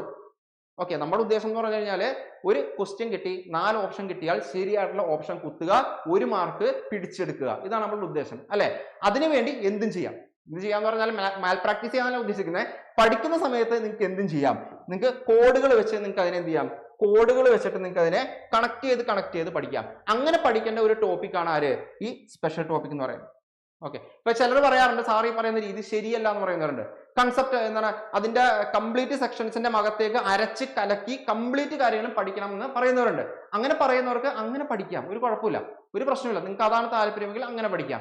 അതല്ല നിങ്ങൾക്ക് ഈ പറയുന്ന എന്താണ് ജോലിയിലേക്ക് കയറുക എന്നുള്ളതാണ് നിങ്ങളുടെ പ്രൈം ഇമ്പോർട്ടൻസ് എങ്കിൽ ആ രീതിയിൽ നിങ്ങൾ അങ്ങനെ പഠിക്കാം. ഒരു എക്സാമിന്റെ പൾസറിന് പഠിക്കാന്ന് പറയും, എക്സാമിന്റെ പൾസറിന് പഠിക്കാം. ഓക്കെ, അപ്പൊ ഇത്രയും കാര്യങ്ങളാണ് നമുക്ക് ഒരു എന്താണ് സ്റ്റഡി പ്ലാനിനെ കുറിച്ച് നമുക്ക് അവിടെ പറയാനായിട്ട് ഉള്ളത്. ഓക്കെ, ഇനി ഇപ്പൊ നിങ്ങൾ കൂടുതൽ പേരും നമ്മുടെ ആപ്ലിക്കേഷൻ ഒക്കെ ഡൗൺലോഡ് ചെയ്തവരായിരിക്കും. കൂടുതൽ എൻക്വയറി വന്നവർ തന്നെയാണ് ഇപ്പൊ ഈ ഒരു മീറ്റിംഗിൽ ഇരിക്കുന്നത്. അപ്പോൾ ജസ്റ്റ് നമ്മുടെ വീണ്ടും ഒരു ഡൗട്ട് വരും, നമ്മുടെ കോഴ്സിൽ കയറി കഴിഞ്ഞാൽ ഡെമോ ക്ലാസ്സുകളൊക്കെ അങ്ങനെ നോക്കും. അതും കുറെ പേര് ചോദിക്കാറുണ്ട്. അപ്പൊ കോമൺ ആയിട്ട് അതും നമ്മളിവിടെ നിന്ന് പറഞ്ഞു വെക്കുകയാണ്. നിങ്ങൾ ആപ്പിൽ കയറുമ്പോൾ നിങ്ങൾ രജിസ്റ്റർ ചെയ്ത് ലോഗിൻ ചെയ്ത് കഴിയുമ്പോൾ കാണുന്ന ഒരു പേജ് ഇങ്ങനെയായിരിക്കും. ഇതില് AMBA കോഴ്സ് ആണ് നിങ്ങൾ നോക്കുന്നെങ്കിൽ ഈ കേരള PSCയിൽ ക്ലിക്ക് ചെയ്യുക. അപ്പോൾ കാണുന്ന ഒരു പേജാണ് ഈ വരുന്നത്. നമ്മുടെ കംപ്ലീറ്റ് കേരള PSCയിലെ കോഴ്സുകൾ ഇവിടെ വരും. അതിൽ നിങ്ങൾ റോയൽ ബാച്ച് AMB എന്നുള്ള കോഴ്സിൽ ക്ലിക്ക് ചെയ്ത് കഴിഞ്ഞാൽ ആ കോഴ്സിന്റെ അകത്തേക്ക് കയറും. അതാണ് ഈ 3ാമത്തെ ആളായിട്ട് കിടക്കുന്നത്. ദെൻ അതിൽ തന്നെ ടോപ്പില് ഡെമോ എന്ന് പറയുന്ന ഒരു സെക്ഷൻ ഉണ്ട്. ആ ഡെമോയിൽ ക്ലിക്ക് ചെയ്ത് കഴിഞ്ഞാൽ നമ്മൾ അതിൽ ഫ്രീ ആയിട്ട് ഓപ്പൺ ആക്കി ഇട്ടിരിക്കുന്ന ക്ലാസ്സുകൾ കാണാം. അത് കുറച്ച് ക്ലാസ്സുകൾ ഒരു 1 മണിക്കൂർ ക്ലാസ്സിന്റെ 10 മിനിറ്റോ 20 മിനിറ്റോ അങ്ങനെയല്ല ഓപ്പൺ ആക്കിയിരിക്കുന്നത്. കംപ്ലീറ്റ് ആ ക്ലാസ്സുകൾ നമ്മളതിൽ ഓപ്പൺ ആക്കി ഇട്ടിട്ടുണ്ടാവും. അപ്പൊ ഡെമോ സെക്ഷൻസിൽ ഒരു 10 ക്ലാസ് ഉണ്ടെങ്കിൽ ആ 10 ക്ലാസ്സും കംപ്ലീറ്റ്ലി ഓപ്പൺ ആയിട്ട് നമ്മൾ കൊടുത്തിട്ടുണ്ടാവും. ഇനി നിങ്ങൾക്ക് വേണ്ടത് നമ്മുടെ കോഴ്സിന്റെ ഒരു അറേഞ്ച്മെന്റ് ഒക്കെ കാണണം. ഇതുവരെ എന്തോരം ക്ലാസ്സുകൾ കയറിയിട്ടുണ്ട്, എന്തൊക്കെയാണ് അതിൻ്റെ അകത്ത് നടക്കുന്നത്, എത്ര ടെസ്റ്റുകൾ കയറിയിട്ടുണ്ട്, ഇതൊക്കെയാണ് അറിയുന്നതെങ്കിൽ ഈ കണ്ടന്റിൽ ക്ലിക്ക് ചെയ്യുക. അങ്ങനെ കണ്ടന്റിൽ ക്ലിക്ക് ചെയ്ത് കഴിയുമ്പോൾ നിങ്ങൾ ഇങ്ങനെ ഒരു പേജിലേക്ക് ചെല്ലും. AMBയുടെ സിലബസ് അത് നിങ്ങൾക്ക് അവിടെ അഡ്മിഷൻ എടുത്താലും ഇല്ലെങ്കിൽ ഓപ്പൺ ആക്കി നോക്കാനായിട്ട് പറ്റും.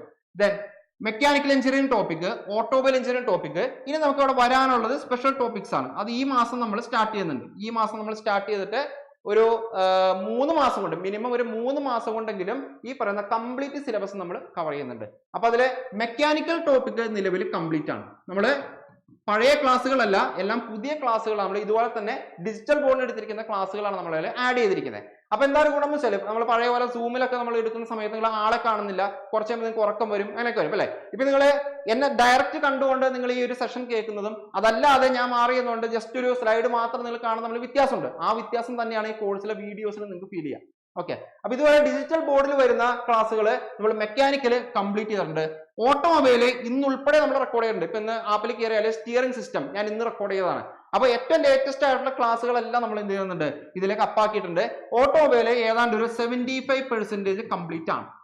ഇനി ബാക്കിയുള്ള 25% ജോബ് ഈ സ്പെഷ്യൽ ടോപ്പിക്കോട് മാത്രം നമുക്ക് എന്ത് ചെയ്യാനുള്ളൂ, കംപ്ലീറ്റ് ആവാനുള്ളൂ. അതൊരു 2-3 മാസത്തിനുള്ളിലായിട്ട് നമ്മൾ എന്ത് ചെയ്യും, അതും കംപ്ലീറ്റ് ചെയ്തിട്ട് ഒരു കംപ്ലീറ്റ് പാക്ക് ആയിട്ട് നിങ്ങളുടെ കയ്യിൽ വരും. ഈ കംപ്ലീറ്റ് പാക്കും അഡ്മിഷൻ എടുക്കുന്നവരെ പറ്റിയാണ് പറയുന്നത്. കംപ്ലീറ്റ് പാക്കും കയ്യിൽ വെച്ചുകൊണ്ടിരുന്നാൽ AMV ആവൂല, അത് ഉപയോഗിക്കണം. അത് ഉപയോഗിച്ച് കഴിഞ്ഞാൽ നിങ്ങൾ ഉറപ്പായിട്ട് എന്ത് ചെയ്യും, നിങ്ങൾക്ക് പ്രോപ്പർ ഗൈഡൻസ് കിട്ടിക്കഴിഞ്ഞാൽ നിങ്ങൾ തയ്യാറാണെങ്കിൽ നിങ്ങൾക്ക് ആ പറയുന്ന പോസ്റ്റിലേക്ക് കയറി പോകാനായിട്ട് പറ്റും. ഇനി ഇതുപോലെ മെക്കാനിക്കൽ എഞ്ചിനീയറിംഗ് ടോപ്പിക്കിൽ നിങ്ങൾ ക്ലിക്ക് ചെയ്താൽ നമ്മുടെ ക്ലാസിന്റെ ഫോൾഡർ വൈസ് ആയിട്ടുള്ള അറേഞ്ച്മെന്റുകൾ കാണാം. അപ്പൊ വീഡിയോസിന്റെ എണ്ണമൊക്കെ കാണാം. തെർമോഡൈനാമിക്സ് 25 വീഡിയോ, 9 ഫയൽ, 8 ടെസ്റ്റ് എന്നൊക്കെ പറഞ്ഞ അവിടെ കാണാനായിട്ട് പറ്റും. അങ്ങനെ ഓരോ സബ്ജക്റ്റിന്റെ നിങ്ങൾക്ക് ഇവിടെ നോക്കാനായിട്ട് പറ്റും. ഓക്കെ, എല്ലാ ക്ലാസ്സുകളും എക്സാം ഓറിയന്റഡ് ആണ്. വലിച്ചു വാരി ആവശ്യമില്ലാത്ത ഒന്നും പറഞ്ഞിട്ടില്ല. ഒരു പോയിന്റ് പോലും നിങ്ങൾക്ക് എന്ത് ചെയ്യാനില്ല, അവിടെ നിന്ന് സ്കിപ്പ് ചെയ്യാനില്ല. ഇപ്പൊ ചിലർ ചോദിക്കും, സാറേ എനിക്ക് എല്ലാം കൂടി പറ്റുന്നില്ല, ഞാൻ എന്ത് പഠിക്കാതിരിക്കണം, അങ്ങനെ ചോദിക്കുന്നവരുണ്ട്. സാറേ ഞാൻ എന്ത് സ്കിപ്പ് ചെയ്യണം, ഞാൻ എന്ത് പഠിക്കാതിരിക്കണം? അതിനെനിക്ക് മറുപടി ഇല്ല. നിങ്ങൾ എല്ലാം പഠിക്കേണ്ടതാണ്. നിങ്ങൾക്ക് ഒരു എക്സാമിന് വേണ്ടിയിട്ട് എക്സാമിന്റെ തലേന്ന് വേണമെങ്കിൽ പ്രിപ്പയർ ചെയ്ത് തുടങ്ങാം. എക്സാമിന് 1 മാസം മുന്നേ പ്രിപ്പയർ തുടങ്ങാം. എക്സാമിന് 2 മാസം മുന്നേ, 6 മാസം മുന്നേ പ്രിപ്പയർ തുടങ്ങാം. അങ്ങനെയുള്ളവരോട് എനിക്കിപ്പോൾ ഒന്നും പറയാൻ പറ്റൂല. ഞാനിപ്പോൾ പറയുന്നത് മുഴുവൻ ആരെ പറ്റിയാണ്, ഇന്ന് മുതൽ പ്രിപ്പറേഷൻ സ്റ്റാർട്ട് ചെയ്യാൻ പോകുന്ന ആൾക്കാരെ പറ്റിയാണ്. ഓക്കെ, തലേ ദിവസം അല്ലെങ്കിൽ 2 ദിവസം മുന്നേ വരുന്ന ആളോട് എനിക്ക് പറയാൻ പറ്റുമോ thermodynamics, strength of materials, fluid mechanics എല്ലാം കൂടി പഠിച്ചെന്ന് പറയാൻ പറ്റുമോ? ഇല്ല. അങ്ങനെ പറയുന്നതിലൊരു അർത്ഥമില്ല. അതുകൊണ്ടാണ് പറയുന്നത്, നമുക്ക് സമയം വേണം. സമയമില്ലാതെ നമ്മൾ പിന്നെ ഇതിലേക്ക് ഇറങ്ങുന്നതിൽ യാതൊരു കാര്യവുമില്ല. ഇനി തെർമോഡൈനാമിക്സ് ഒരു ഡെമോ ആയിട്ട് കാണിക്കുന്നതാണ്. തെർമോഡൈനാമിക്സിന്റെ ഫോൾഡർ ഓപ്പൺ ആക്കി കഴിഞ്ഞാൽ അതിൽ ഇതുപോലെ ടെസ്റ്റുകൾ, ഈ ടെസ്റ്റുകൾ ആദ്യം കയറി എഴുതാനല്ല, ആദ്യം ക്ലാസ്സുകൾ പഠിക്കണം. ക്ലാസ്സുകൾ പഠിച്ച് സ്വന്തമായിട്ട് നോട്ടൊക്കെ ഉണ്ടാക്കിയതിന് ശേഷമാണ് എന്ത് ചെയ്യേണ്ടത്, ടെസ്റ്റ് അറ്റൻഡ് ചെയ്ത് നോക്കണ്ടേ. ചില കുട്ടികൾ എന്ന് വെച്ച് കഴിഞ്ഞാൽ നേരെ കയറിയിട്ട് ഇവർക്ക് ആവേശമാണ് അല്ലെ, ആ ഒരു തുടക്കത്തിലൊരു ആവേശം കയറിയിട്ട് എന്ത് ചെയ്യും, ആദ്യം തന്നെ കയറി എക്സാം എഴുതും.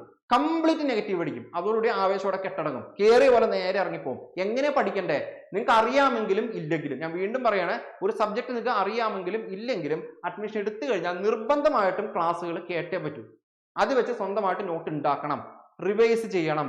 എന്നിട്ട് നിങ്ങൾ പഠിച്ച കാര്യങ്ങളുടെ മോക്ക് ടെസ്റ്റ് അറ്റൻഡ് ചെയ്ത് നോക്കിയാലാണ് നിങ്ങൾക്ക് നിങ്ങളെ വിലയിരുത്താൻ പറ്റുള്ളൂ. എന്നാലേ മനസ്സിലാവുള്ളൂ ഞാൻ പഠിച്ചത് എനിക്ക് കിട്ടിയോ എഫക്റ്റീവോ ആണെന്ന് സ്വന്തമായിട്ട് വിലയിരുത്താൻ പറ്റുള്ളൂ അല്ലെ.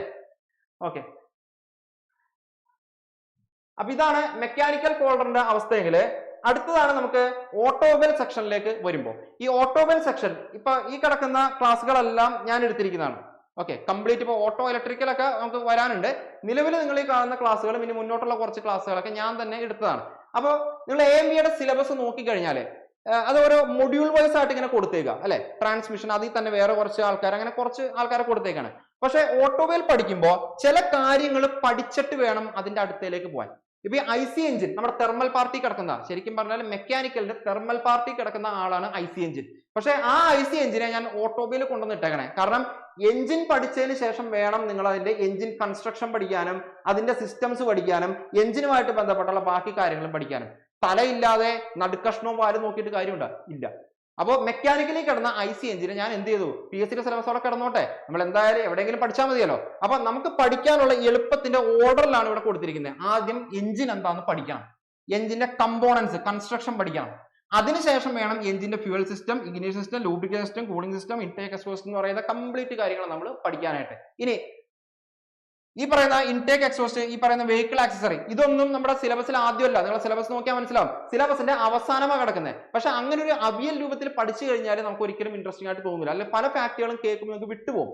നിങ്ങളിപ്പോ അതും ചോദിക്കാറുണ്ട്, അഡ്മിഷൻ എടുത്ത കുട്ടികൾ പലരും ചോദിക്കാറുണ്ട്, സാറേ ഞാൻ എങ്ങനെ പഠിക്കണം, ഏത് ക്ലാസ് ആദ്യം കാണണം? നമ്മൾ പറയുന്നത്, നിങ്ങൾ മെക്കാനിക്കലാണ് പഠിക്കുന്നതെങ്കിൽ നിങ്ങൾക്ക് ഇഷ്ടമുള്ള സബ്ജക്ട് നിങ്ങൾ സ്റ്റാർട്ട് ചെയ്തു, കുഴപ്പമില്ല. ഇപ്പൊ തെർമൽ പഠിക്കണമെങ്കിൽ തെർമോഡൈനാമിക്സ് ഒക്കെ ആദ്യം പഠിക്കണം. എന്തോ ആയിക്കോട്ടെ, നിങ്ങൾക്ക് ഇഷ്ടമുള്ള ഫോൾഡർ നിങ്ങൾക്ക് അവിടെ സ്റ്റാർട്ട് ചെയ്യാം. വേണമെങ്കിൽ തെർമൽ തുറക്കാം, അതിന്റെ ആദ്യത്തെ ക്ലാസ് തൊട്ട് പഠിക്കാം. വേണമെങ്കിൽ ഫ്ലൂയിഡ് മെക്കാനിക്സ് തുറക്കാം, അതിന്റെ ആദ്യത്തെ ക്ലാസ് തൊട്ട് പഠിക്കാം.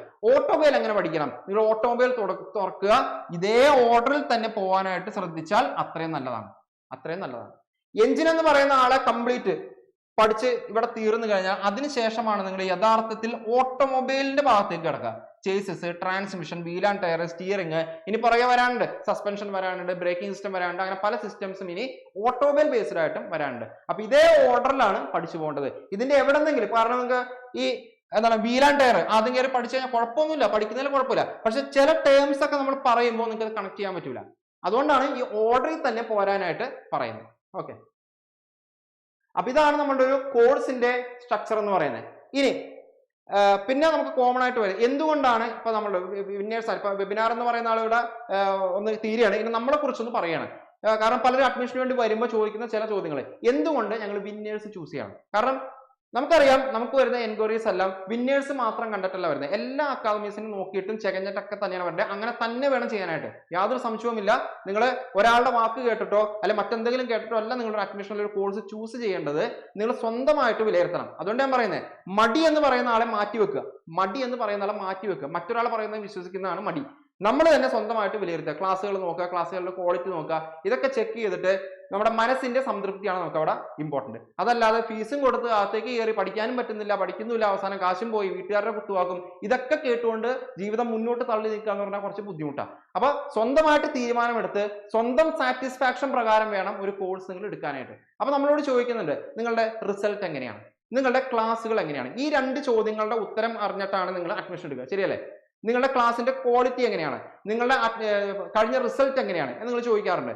അപ്പോൾ കഴിഞ്ഞ തവണത്തെ കുട്ടികൾ ഇപ്പൊ നിങ്ങൾക്ക് ജോലിക്ക് കയറി കുറെ പേരെ കണ്ടില്ലേ? ഇപ്പൊ 20ഓളം കുട്ടികൾ ഇപ്പോ എന്താണ് ട്രെയിനിങ് കഴിഞ്ഞ് ഇങ്ങനെ 20ഓളം കുട്ടികൾക്ക് നിലവിൽ എന്താണ് ട്രെയിനിങ് ഒക്കെ കഴിഞ്ഞ് ഇങ്ങനെ ഇറങ്ങുന്നുണ്ട്. അപ്പോൾ അതുപോലെ എന്താണ് ഈ പറഞ്ഞ കുട്ടികളെല്ലാവരും എന്ത് കണ്ടിട്ടാണ് നമ്മുടെ അടുത്ത് വന്നത്? അന്ന് നമുക്ക് റിസൾട്ട് പറയാനില്ല, കാരണം നമ്മുടെ ഫസ്റ്റ് AMBA ബാച്ചാണ്. അന്ന് നമുക്ക് AMBAയുടെ റിസൾട്ട്, വേറെ കോഴ്സുകളൊക്കെ ഉണ്ട്, AMBAയുടെ റിസൾട്ട് ആയിട്ട് നമുക്ക് പറയാനില്ല. അന്ന് നമ്മളുടെ ക്ലാസിന്റെ ക്വാളിറ്റി കണ്ട് മാത്രമാണ് പിള്ളേർ അഡ്മിഷൻ എടുത്തത്. പക്ഷെ ഈ ഒരു എക്സാം കഴിഞ്ഞതോടുകൂടി ഇനി പിള്ളേർ ക്വാളിറ്റി മാത്രമേ ചോദിക്കുള്ളൂ, ഇല്ല റിസൾട്ടും ചോദിക്കും, അല്ലെ? അപ്പോൾ ആ ക്വാളിറ്റിയും ആ റിസൾട്ടും ചെക്ക് ചെയ്തിട്ട് വേണം നിങ്ങൾ എന്ത് ചെയ്യാനായിട്ട്, നമ്മുടെ അടുത്ത് വരാനായിട്ട്. എന്നോട് എത്ര അടുപ്പമുള്ള ആളായാലും, വിന്നേഴ്സിൽ എത്ര കോഴ്സ് എടുത്ത ആളായാലും ഇപ്പോഴും എൻ്റെ അടുത്ത് വരും, സാറേ AMBAയുടെ കോഴ്സ് എനിക്ക് എടുക്കണം. ഞാൻ പറയും ഡെമോ ക്ലാസ് കാണണം. സാറേ അത് കുഴപ്പമില്ല, ഞങ്ങൾക്ക് ഓക്കെയാണ്, ഡെമോ ക്ലാസ് കാണണം. എത്ര അടുപ്പമുള്ള ആളാണെങ്കിലും നിങ്ങൾ വന്നു കഴിഞ്ഞാൽ നിർബന്ധമായിട്ടും ഡെമോ ക്ലാസ് കാണണം. പിന്നീട് നിങ്ങൾക്ക് ഒരു ബുദ്ധിമുട്ട് വേണ്ട, ഡെമോ ക്ലാസ് കാണണം, സ്വന്തമായിട്ട് വിലയിരുത്തണം, നിങ്ങൾക്ക് ഫോളോ ചെയ്യാൻ പറ്റുന്നുണ്ടോ, ക്വാളിറ്റി ഉണ്ടോ, ഇതൊക്കെ ചെക്ക് ചെയ്തിട്ട് വേണം ചെയ്യാനായിട്ട്. പിന്നെ സാർ ഓൾറെഡി ജാസിം സാർ പറഞ്ഞതാണ്, റിസൾട്ടും കാര്യങ്ങളൊക്കെ സാർ ജസ്റ്റ് മെൻഷൻ ചെയ്ത് പോയി. ആദ്യത്തെ 100 പേരിൽ ഇതിലിപ്പോ 24 കിടക്കുന്നത്, ഒരാൾ നമ്മൾ വിട്ടുപോയതാണ്, അതിനുശേഷമാണ് നമുക്ക് അയാളെ കിട്ടിയത്. അപ്പൊ ആദ്യത്തെ 100ൽ 25 പേരും നമ്മളുടെയാണ്. എന്ന് പറഞ്ഞാൽ ആദ്യത്തെ 100ലെ 25% നമ്മൾ പ്രൊഡ്യൂസ് ചെയ്ത റിസൾട്ട് ആണ്. അതിന്റെ ക്രെഡിറ്റ് ഒരിക്കലും നമ്മൾ എടുക്കുന്നില്ല, അത് നമ്മൾ ഗൈഡ് ആയിട്ട് മാത്രമേ ഉള്ളൂ. കാരണം എന്താ, ഞാൻ നേരത്തെ പറഞ്ഞ കൺസെപ്റ്റാ, 1000 പേരിൽ ഇത്രയും പേരല്ലേ വന്നിട്ടുള്ളൂ, ഇത്രയും പേരല്ലേ. എന്തുകൊണ്ട് ഇവർ വന്നു, അത് അവരുടെ എഫേർട്ടാണ്. ഈ പറയുന്ന ആൾക്കാരെ ആരെ വേണമെങ്കിലും നിങ്ങൾ കോണ്ടാക്ട് ചെയ്തോ, ഇവരൊക്കെ ജീവിതത്തിൽ സ്ട്രഗിൾ ചെയ്തിട്ടുള്ളവരാണ്, ജീവിതത്തിൽ ബുദ്ധിമുട്ട് അനുഭവിച്ചിട്ടുള്ളവരാണ്. അതുകൊണ്ട് തന്നെയാണ് അവര് പഠിക്കാൻ തയ്യാറായതും ഈ ഒരു പോസ്റ്റിലേക്ക് എത്തിയതും. അങ്ങനെ ഒരുപാട് ആൾക്കാർ, ഒരുപാട് 100+ 110 സ്റ്റുഡൻസ് നമുക്ക് എന്തുണ്ട് മെയിൻ ലിസ്റ്റിലൊക്കെ മാത്രമായിട്ട് ഇതിന്റെ അകത്ത് കയറി വന്നിട്ടുണ്ട്. ഓക്കെ, മെയിൻ ലിസ്റ്റിലുള്ളവർ മാത്രമാണ് നമ്മൾ ഇവിടെ കൊടുത്തിരിക്കുന്നത്. അപ്പൊ ഞങ്ങൾക്ക് ഇപ്പൊ നിങ്ങൾ എന്തുകൊണ്ട് ഞാൻ വിന്നേഴ്സ് ചൂസ് ചെയ്യണം എന്ന് ചോദിച്ചാൽ, ഞങ്ങൾക്ക് രണ്ട് കാര്യങ്ങൾ പറയാനുള്ളൂ. ഞങ്ങൾ കൊടുക്കുന്ന ക്ലാസിന്റെ ക്വാളിറ്റി, 2 കഴിഞ്ഞ തവണ നമ്മൾ പ്രൊഡ്യൂസ് ചെയ്ത റിസൾട്ട്. ദെൻ നിങ്ങൾക്ക് എപ്പോൾ വേണമെങ്കിലും നമ്മളെ കോൺടാക്ട് ചെയ്യാം. ഇപ്പൊ നിങ്ങളിപ്പോൾ അഡ്മിഷൻ ഒക്കെ എടുക്കുകയാണെങ്കിൽ നമുക്ക് ഒരു വാട്സപ്പ് ഗ്രൂപ്പ് ഒക്കെ ഉണ്ട്, ഒരു ഗ്രൂപ്പ്. അപ്പൊ ആ ഗ്രൂപ്പിൽ ഞങ്ങളൊരു 3-4 മെന്റേഴ്സ് ഉണ്ട്. എപ്പോൾ വേണമെങ്കിലും നിങ്ങൾക്ക് ഞങ്ങൾ കണക്ട് ചെയ്യാം. കാരണം ഇതെല്ലാം കംപ്ലീറ്റ് ഡീൽ ചെയ്ത് ഞങ്ങൾ തന്നെയാണ്. അതുകൊണ്ടാണ് ഞങ്ങൾക്ക് ഈ കോൺഫറൻസ്. അതല്ലാതെ വേറൊരു സ്റ്റാഫിനെ വെച്ചിട്ട് വേറൊരാളെ കൊണ്ട് ക്ലാസ് എടുപ്പിച്ചിട്ട് വേറൊരു സ്റ്റാഫിനെ മെന്ററാക്കി വെക്കുക, അങ്ങനത്തെ പരിപാടിയല്ല. നമ്മൾ തന്നെയാണ് നിങ്ങളെ ഡയറക്റ്റ് ഡീൽ ചെയ്യുന്നത്, ഞങ്ങൾ തന്നെയാണ് ക്ലാസ് എടുക്കുന്നത്, ഞങ്ങൾ തന്നെയാണ് ഗ്രൂപ്പിലുള്ളത്, ഞങ്ങൾ തന്നെയാണ് ഡൗട്ട് ക്ലിയർ ചെയ്യുന്നത്. ഓക്കെ, അപ്പൊ അതുകൊണ്ട് കുറച്ച് വലിയ ലാഗ് ഇല്ലാതെ നമുക്കത് ചെയ്തു പോകാനായിട്ട് പറ്റും. ഓക്കെ, അപ്പോൾ ഇത്രയും കാര്യങ്ങളാണ് നമ്മൾ വെബിനാറിൽ പറയാൻ വേണ്ടി ഉദ്ദേശിച്ചത്. അപ്പൊ നിങ്ങൾ ഉദ്ദേശിച്ച കാര്യങ്ങൾ കിട്ടിയിട്ടുണ്ടെന്ന് വിശ്വസിക്കുന്നു. എന്താണ് AMBAയുടെ പോസ്റ്റിന്റെ പ്രത്യേകത, എങ്ങനെ പഠിക്കണം, എന്തൊക്കെയാണ് നമ്മളുടെ കോഴ്സിന്റെ പ്രത്യേകത, ഇത്രയും കാര്യങ്ങൾ നമ്മൾ കവർ ചെയ്തിട്ടുണ്ട്. ഇനി എന്തെങ്കിലും നിങ്ങൾക്ക് ഡൗട്ടുകൾ ഉണ്ടോ, ഞങ്ങൾ എന്തെങ്കിലും ആഡ് ചെയ്യാൻ വിട്ടുപോയ കാര്യങ്ങളോ അല്ലെങ്കിൽ കൂടുതലായിട്ട് നിങ്ങൾക്ക് എന്തെങ്കിലും അറിയാനുണ്ടെങ്കിൽ നിങ്ങൾക്ക് ചോദിക്കാം.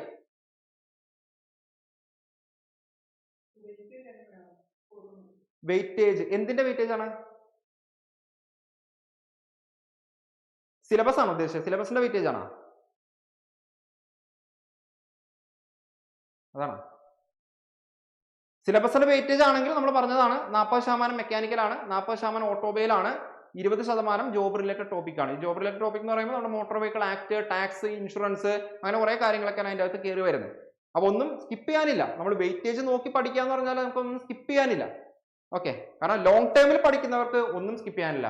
ഈ ക്രാഷ് കോഴ്സ് അന്വേഷിച്ച് വരും, അല്ലെ ക്രാഷ് കോഴ്സ് ഒക്കെ നമ്മൾ നോക്കുമ്പോഴാണ് സ്കിപ്പ് ചെയ്ത് പഠിക്കും. കാരണം സമയം കുറവാണെങ്കിൽ സ്കിപ്പ് ചെയ്തേ പറ്റൂ. 100% സിലബസ് കവർ ചെയ്യാൻ പറ്റുമല്ലോ. ആ ഒരു കണ്ടീഷൻ അല്ല, സിറ്റുവേഷൻ അല്ല ഞാനിവിടെ പറഞ്ഞത്. ഞാൻ പറഞ്ഞത് എന്താണ്, ലോങ് ടൈമിൽ നിങ്ങൾ പഠിക്കാൻ തയ്യാറാണെങ്കിൽ 100% സിലബസ് നിങ്ങൾ പഠിക്കണം. അപ്പൊ അതിൽ 40% മെക്കാനിക്കൽ പഠിക്കണം, 40% ഓട്ടോമൊബൈൽ പഠിക്കണം, 20% ജോബ് റിലേറ്റഡ് ടോപ്പിക്, സ്പെഷ്യൽ ടോപ്പിക്കുകളും പഠിക്കണം. വേറെ എന്തെങ്കിലും?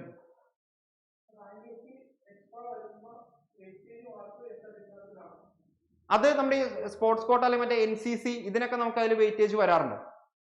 വെയിറ്റേജ് അതൊന്നും നിങ്ങൾ ഇപ്പോഴും ആലോചിക്കണ്ട. കാരണം അത് ലാസ്റ്റ് നമ്മൾ കൊടുക്കേണ്ട സർട്ടിഫിക്കറ്റാ. അതിപ്പോ നിങ്ങൾക്ക് എന്തായാലും സ്വന്തമായിട്ട് ഉണ്ടാക്കാൻ പറ്റുള്ളൂ. നിങ്ങളുടെ കയ്യിൽ ഉണ്ടെങ്കിൽ നിങ്ങൾക്ക് കൊടുക്കാം. അതിലേക്കൊന്നും നമ്മളിപ്പോ ചിന്തിക്കണം. റാങ്ക് ലിസ്റ്റ് വരുന്ന കഥകളൊന്നും നിങ്ങളിപ്പോ ചിന്തിക്കണ്ട.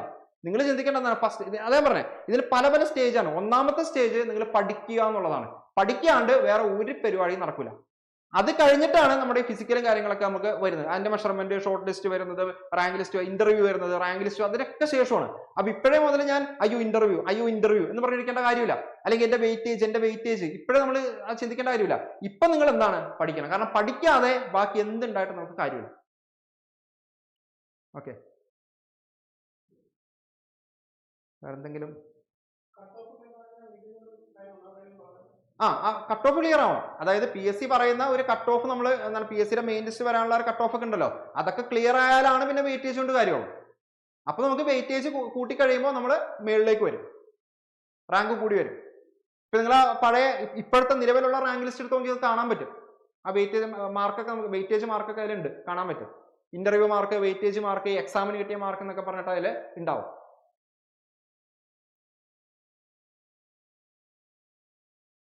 വേറെ എന്തെങ്കിലും ഡൗട്ടുകളുണ്ടോ? നിങ്ങൾ ഉദ്ദേശിച്ച കാര്യങ്ങൾ, നിങ്ങളിപ്പോ വെബിനാറിന് രജിസ്റ്റർ ചെയ്യുമ്പോൾ നിങ്ങൾക്ക് കുറച്ച് കാര്യങ്ങൾ അറിയണം എന്ന് നിങ്ങൾ ഉദ്ദേശിച്ചിട്ടുണ്ടാവുമല്ലോ, അതൊക്കെ കിട്ടിയോന്നാണ് ചോദിക്കുന്നത്.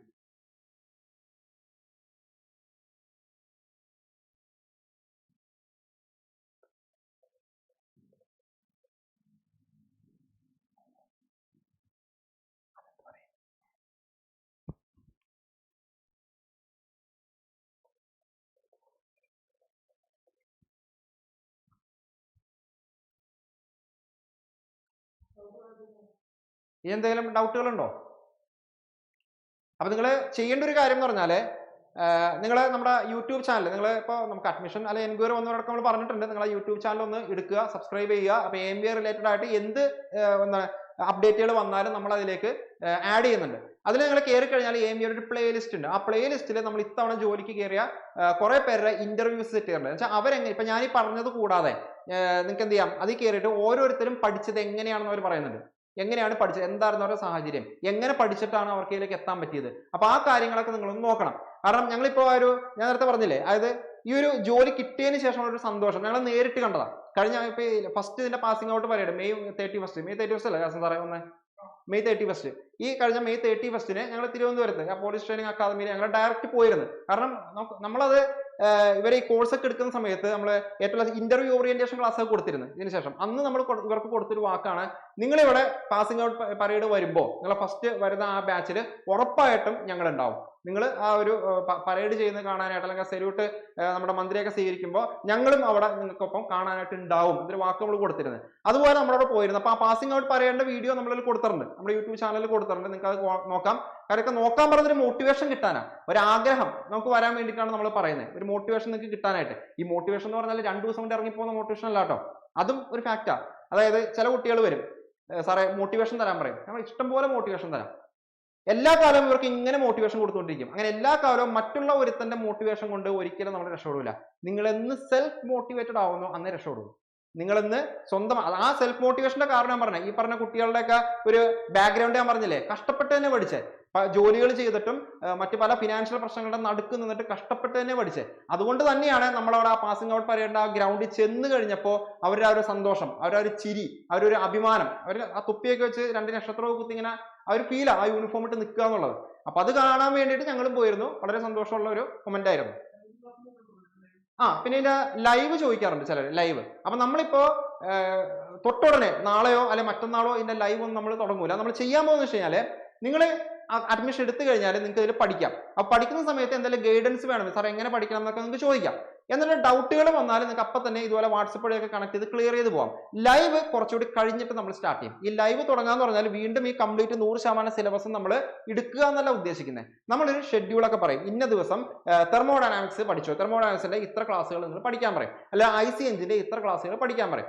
എന്നിട്ട് ഒരു ദിവസം നമ്മൾ സെറ്റ് ചെയ്തിട്ട് ആ ദിവസം നമ്മൾ അതിന്റെ ലൈവ് MCQ ഡിസ്കഷൻ ഇടും. ആ ലൈവ് MCQ ഡിസ്കഷനിൽ നിങ്ങൾക്ക് ഡയറക്റ്റ് എന്ത് ചെയ്യാം, ഡയറക്റ്റ് ഡൗട്ടുകൾ ചോദിക്കാം. പക്ഷേ അഡ്മിഷൻ എടുത്ത് എല്ലാവർക്കും അറിയാം, ഞാൻ കോമൺ ആയിട്ട് പറയുന്ന ഒരു കാര്യമുണ്ട്, ആ ലൈവിന് വേണ്ടിയല്ല നിങ്ങൾ വെയിറ്റ് ചെയ്യേണ്ടത്. അല്ലെങ്കിൽ ഡൗട്ട് ക്ലിയർ ചെയ്യണം, സാറ് ലൈവ് വെക്കുമ്പോൾ ഡൗട്ട് ക്ലിയർ ചെയ്യാം. ഇന്നൊരു ഡൗട്ട് വന്ന് ലൈവ് 1 മാസം 2 മാസം കണ്ടാൽ ലൈവ് വരുന്നെങ്കിൽ അതുവരെ നിങ്ങൾ വെയിറ്റ് ചെയ്യരുത്. അതാണ് ആദ്യം പറഞ്ഞത്. ഡൗട്ട് എന്ന് പറഞ്ഞ് എഴുതി കാണിച്ചില്ലേ, ഡൗട്ട് എപ്പോൾ വരുന്നോ അത് ക്ലിയർ ചെയ്തോളണം. അത് വേണേൽ സ്വന്തമായിട്ട് സെർച്ച് ചെയ്യാം, അല്ലെങ്കിൽ നമ്മളോട് ചോദിക്കണമെങ്കിൽ ചോദിക്കാം. എന്ത് തന്നെ ആയിക്കോട്ടെ, വ്യക്തമായിട്ട് ഡൗട്ട് ക്ലിയർ ചെയ്ത് തന്നെ നിർബന്ധമായിട്ട് പോകണം. ലൈവിന് വേണ്ടി നിങ്ങൾ വെയിറ്റ് ചെയ്യരുത്. ഓക്കെ, ലൈവ് തുടങ്ങുമ്പോൾ നിങ്ങൾ എന്ത് ചെയ്തിരിക്കണം, ലൈവ് തുടങ്ങുമ്പോഴേക്കും നിങ്ങൾ എന്ത് ചെയ്തിരിക്കണം, നിങ്ങൾ ഒരു റൗണ്ട് എങ്കിലും സംഭവം പഠിച്ചെത്തിയിരിക്കണം. ആ നമ്മൾ തുടങ്ങുന്ന ലൈവ് മറ്റു പലർക്കും ക്രാഷ് കോഴ്സ് ആണെങ്കിൽ ഇപ്പൊ പഠിച്ചു തുടങ്ങുന്ന നിങ്ങൾക്ക് അത് എന്തായിരിക്കണം, റിവിഷൻ ആയിരിക്കണം. അഡ്മിഷൻ എടുക്കുമ്പോൾ എന്തെങ്കിലും ഗുണം കിട്ടണ്ടേ, ക്രാഷ് കോഴ്സ് എടുത്തവനും നമ്മൾ തമ്മിൽ എന്തെങ്കിലും ഒരു ഗുണം കിട്ടണ്ടേ. അതെന്താണ് ആ ഗുണം, ഇപ്പൊ അഡ്മിഷൻ എടുത്താൽ ഇപ്പൊ തൊട്ട് പഠിച്ചു തുടങ്ങി എത്തുക എന്നുള്ളതാണ്. അതല്ലാതെ അഡ്മിഷൻ എടുത്ത് കയറി നോട്ടിഫിക്കേഷൻ വരാൻ വേണ്ടി വെയിറ്റ് ചെയ്താൽ അന്ന് അഡ്മിഷൻ എടുക്കുന്നവനും ഇന്ന് കാശ് മുടക്കി അഡ്മിഷൻ എടുത്ത നമ്മളും തമ്മിൽ എന്തെങ്കിലും വ്യത്യാസം ഉണ്ടോ, ഇല്ല. അപ്പൊ അതൊക്കെ ഒന്ന് മൈൻഡിൽ വെച്ചിട്ട് വേണം നിങ്ങൾ മുന്നോട്ട് പോകാനായിട്ട്. വേറെ എന്തെങ്കിലും ചോദിച്ചിട്ടുണ്ടോ ദാസൻ സാറേ? ഓക്കെ, നിങ്ങൾക്കിപ്പോ കാര്യങ്ങളൊക്കെ വ്യക്തമായിട്ട് മനസ്സിലായെന്ന് വിചാരിക്കണേ. ചിലപ്പോ പലരും ഇതോടുകൂടി പഠനമൊക്കെ തുടങ്ങാൻ പോയവരൊക്കെ അവസാനിപ്പിക്കും, എന്നാലും കുഴപ്പമില്ല. നോക്കിക്കോട്ടെ. മെക്കാനിക്കൽ ഇക്വലൻസി വെച്ച് എഴുതാനാകുമോ? അതായത് നിങ്ങൾ നമുക്കിപ്പോ ഒരു ഡിപ്ലോമ അല്ലെങ്കിൽ മെക്കാനിക്കൽ, അത് നമ്മുടെ എന്താണ് ഓട്ടോമൊബൈലോ അല്ലെങ്കിൽ മെക്കാനിക്കലോ ആണെങ്കിൽ നമുക്ക് അപ്ലൈ ചെയ്യാനായിട്ട് പറ്റും. ഇനി ഇക്വലൻസി എന്ന് പറഞ്ഞാൽ നിങ്ങളിപ്പോ ഒരു പുറത്തുള്ള ഒരു യൂണിവേഴ്സിറ്റിയിലാണ് പഠിച്ചെങ്കിൽ, ഇപ്പൊ കേരളത്തിന് പുറത്തുള്ള ഒരു യൂണിവേഴ്സിറ്റിയിലാണ് പഠിച്ചതെന്നുണ്ടെങ്കിൽ നമ്മൾ ഒരു മൈഗ്രേറ്റ് സർട്ടിഫിക്കറ്റ് അല്ലെങ്കിൽ ഇക്വലൻസ് സർട്ടിഫിക്കറ്റ് ഒക്കെ PSC ആവശ്യപ്പെട്ടാൽ നമ്മൾ പ്രൊഡ്യൂസ് ചെയ്യേണ്ടി വരും. അത് നമ്മൾ കേരളത്തിലെ ഏതെങ്കിലും ഒരു യൂണിവേഴ്സിറ്റിയിൽ നമ്മൾ ആ സർട്ടിഫിക്കറ്റ് മേടിച്ച് കൊടുത്താൽ മതി. ഓക്കെ, അത് നിങ്ങൾ ആ നോട്ടിഫിക്കേഷൻ ഉണ്ടല്ലോ, ആ നോട്ടിഫിക്കേഷനിൽ വ്യക്തമായിട്ട് പറയുന്നുണ്ട്. മെക്കാനിക്കൽ ഓട്ടോമൊബൈൽ ഡിപ്ലോമ BTech എന്നൊക്കെ പറഞ്ഞതിന് ശേഷം അവര് വ്യക്തമായിട്ട് അതിൽ പറയുന്നുണ്ട്, അത് എന്താണ് ഗവൺമെന്റ് റെക്കഗ്നൈസ്ഡ് യൂണിവേഴ്സിറ്റി ആയിരിക്കണം. ഏതെങ്കിലും ഇപ്പൊ ഞാൻ നാളെ ഒരു യൂണിവേഴ്സിറ്റി തുടങ്ങി, സ്വന്തമായിട്ടൊരു യൂണിവേഴ്സിറ്റി തുടങ്ങി നിങ്ങളോട് അഡ്മിഷൻ എടുത്ത് പഠിച്ച ഒരു കാര്യമില്ല അല്ലെ, അതുപോലത്തെ യൂണിവേഴ്സിറ്റി അല്ല, ഗവൺമെന്റ് റെക്കഗ്നൈസ്ഡ് യൂണിവേഴ്സിറ്റി ആണെങ്കിൽ പ്രശ്നമൊന്നുമില്ല. 165 മസ്റ്റ് ആണ്, നമ്മൾ ഓൾറെഡി പറഞ്ഞില്ലേ. 165 സെന്റിമീറ്റർ നിങ്ങളൊരു ജനറൽ കാറ്റഗറിയോ OBCയോ ആണെങ്കിൽ നിങ്ങൾക്ക് 160 സെന്റിമീറ്റർ മസ്റ്റ് ആണ്. അതിൽ വിട്ടുവീഴ്ച ഉള്ളത് SC ST കാറ്റഗറിക്കാണ്, അവർക്ക് 160 സെന്റിമീറ്റർ മതിയാവും.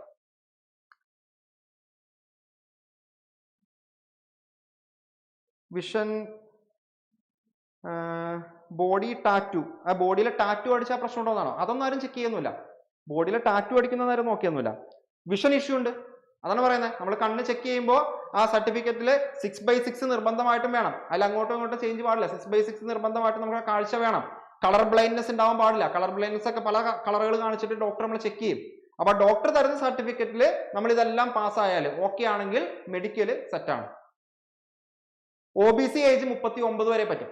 ജനറൽ 36 ആണ്, OBC ആകുമ്പോൾ 39 വരെ പറ്റും. SC ST ആണെങ്കിൽ 41 വരെ പറ്റും. വർക്ക്ഷോപ്പ് എക്സ്പീരിയൻസ് വേണ്ട.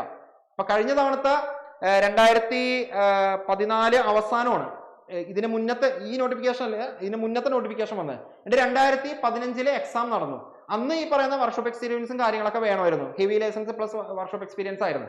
അതിനുശേഷം ഒരു അമെന്റ്മെന്റും കാര്യങ്ങളൊക്കെ വന്ന് അല്ലെ, ഇപ്പൊ കേന്ദ്ര സർക്കാർ ഈ പറയുന്ന സാധനമൊക്കെ എടുത്തു കളഞ്ഞ് എക്സ്പീരിയൻസ് വേണ്ട എന്നുള്ള നിഗമനത്തിലെത്തി. അപ്പൊ ഈ പറയുന്ന PSC എന്ന് പറയുന്നത് കൺകറന്റ് ലിസ്റ്റ് കേട്ടോ. അതായത് സ്റ്റേറ്റിനും കേന്ദ്രത്തിനും തീരുമാനമാണ്. കേന്ദ്രം മാത്രമല്ല സ്റ്റേറ്റിനും കൂടി തീരുമാനം എടുക്കാനുള്ള സാധനമാണ് ഈ PSC എന്ന് പറയുന്നത്. അപ്പൊ നമുക്ക് തീരുമാനിക്കാവുന്നതായി, കേരള സർക്കാരിന് തീരുമാനിക്കാം എന്ത് ഈ പറയുന്ന സെൻട്രൽ ഗവൺമെന്റ് എടുത്ത് കളഞ്ഞതുപോലെ സർട്ടിഫിക്കറ്റ് കളയണോ വേണ്ടേ എന്നുള്ളത്. അപ്പൊ അതിന്റെ ഒരു താമസമാണ്, ഒരു അമെന്റ്മെന്റിന്റെ ഒരു താമസമാണ് കഴിഞ്ഞ എക്സാം കുറച്ച് ഡിലേ ആവാൻ കാരണം. ഓക്കെ, പക്ഷെ ഇപ്പൊ അങ്ങനെയില്ല. ഇപ്പൊ നമ്മുടെ മുമ്പിൽ വ്യക്തമായിട്ടൊരു സിലബസ് ഉണ്ട്, നമ്മുടെ മുമ്പിൽ വ്യക്തമായിട്ടൊരു ക്വാളിഫിക്കേഷൻ ഉണ്ട്. അതുകൊണ്ട് കൂടിയാണ് നമ്മൾ ഇനി നോട്ടിഫിക്കേഷൻ ഡിലേ വരേണ്ട കാര്യമില്ല എന്ന് പറയാൻ കാരണം. ഓക്കെ,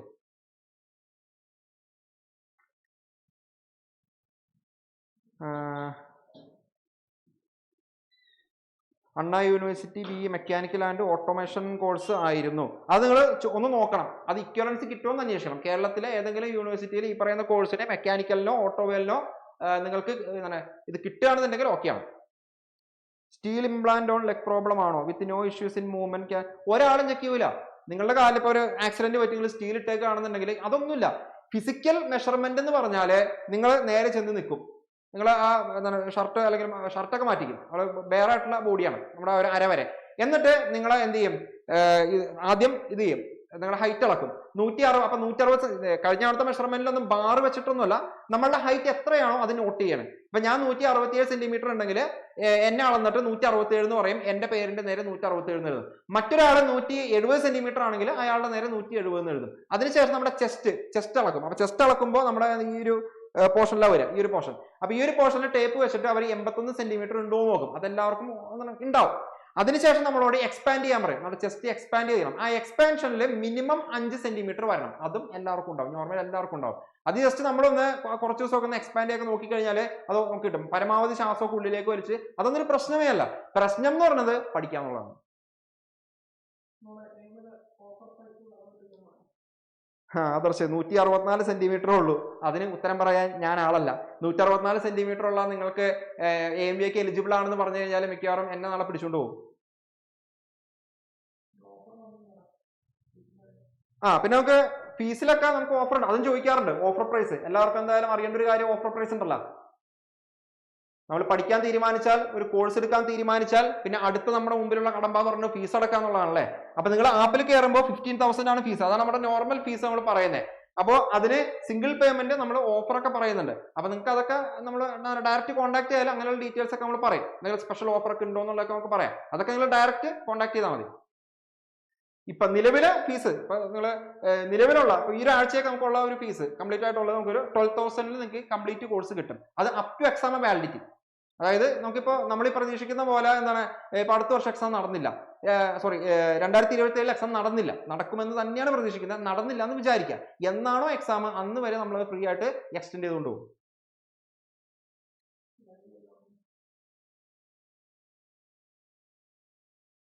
ടി ടെസ്റ്റ് എന്നൊക്കെ പറഞ്ഞാൽ ഹെവി ലൈസൻസ് എടുക്കുമ്പോഴാണ്.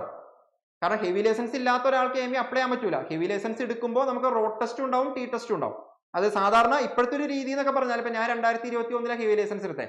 ആ ഒരു സമയം തൊട്ട് ഈ ഒരു സമയം വരെയൊക്കെ നമ്മൾ നോക്കിക്കഴിഞ്ഞാൽ ബസ് കൊണ്ടാണ് നമ്മൾ ടി ടെസ്റ്റ് എടുക്കുക.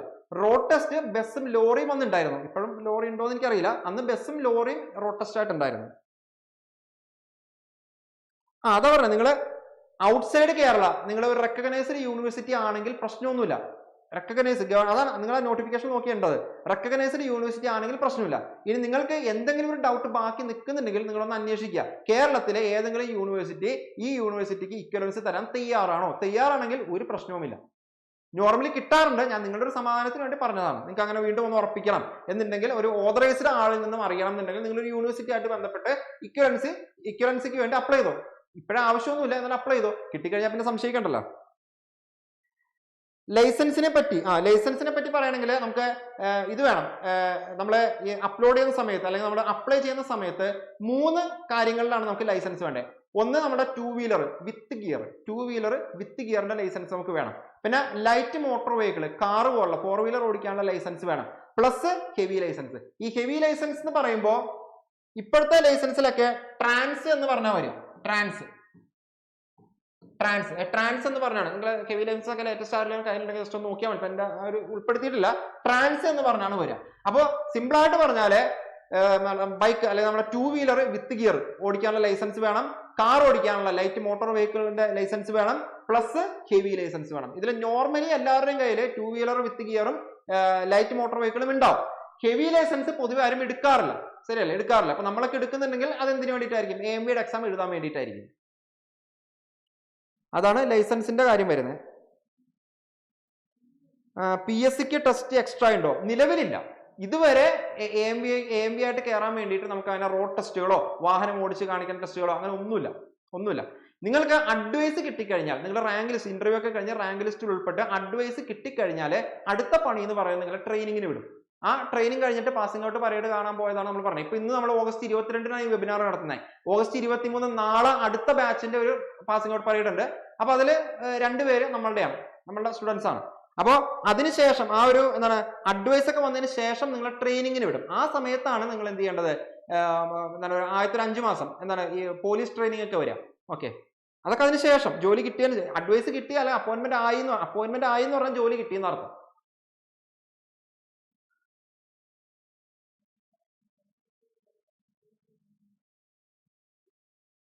സ്പെഷ്യൽ റിക്രൂട്ട്മെന്റ് SC/ST അതറിയില്ല കേട്ടോ.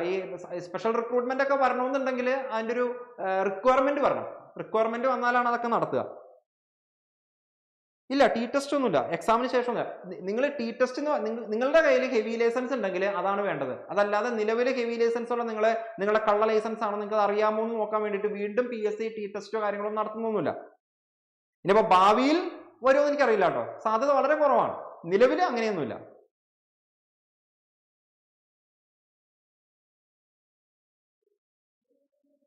പിന്നെ ഈ പ്രായത്തിന്റെ കാര്യമൊക്കെ നിങ്ങൾ ആലോചിക്കുക. നിങ്ങൾക്ക് ഇപ്പോൾ 2027 വരെ ഇപ്പൊ നമ്മൾ ഈ പറഞ്ഞ OBC SC/ST ഇതൊക്കെ ഉണ്ടല്ലോ, ഈ 2027 നോട്ടിഫിക്കേഷൻ വരും എന്ന് പറയുമ്പോൾ ചിലപ്പോൾ ഒരു ബ്രിമ്മിൽ നിൽക്കുന്നവരുണ്ടാവും. അപ്പൊ അവരോട് നമുക്ക് ഇങ്ങനെ ഉറപ്പിച്ച് നിങ്ങൾക്ക് എന്തായാലും പറ്റും, നിങ്ങൾ ധൈര്യമായിട്ടൊന്ന് അഡ്മിഷൻ എടുത്തു അങ്ങനെ ഒന്നും നമ്മൾ പറയൂല. നിങ്ങൾ കാൽക്കുലേറ്റ് ചെയ്യുമ്പോൾ കിട്ടുന്ന അറിവേ നമുക്ക് ഉണ്ടാവുള്ളൂ. ഇപ്പൊ 1988 OBC ആണെന്ന് പറഞ്ഞാൽ നിങ്ങൾ കാൽക്കുലേറ്റ് ചെയ്യുമ്പോൾ നിങ്ങൾക്ക് ഒരു ഡൗട്ട് വന്നുകൊണ്ടല്ലേ നമ്മളോട് ചോദിക്കുന്നത്. അതിന് എന്ത് ഉറപ്പ് ഞങ്ങൾ പറയാൻ പറ്റില്ല.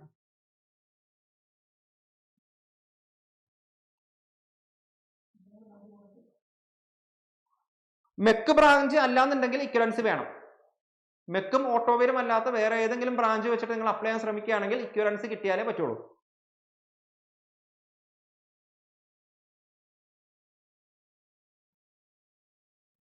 ഓക്കെ, അപ്പൊ നിങ്ങൾക്ക് ഉദ്ദേശിച്ച കാര്യങ്ങളൊക്കെ കിട്ടിയെന്ന് വിചാരിക്കുന്നു. അങ്ങനെയാണെങ്കിൽ നമുക്ക് തൽക്കാലം വെബിനാർ വൈൻഡപ്പ് ചെയ്യാം.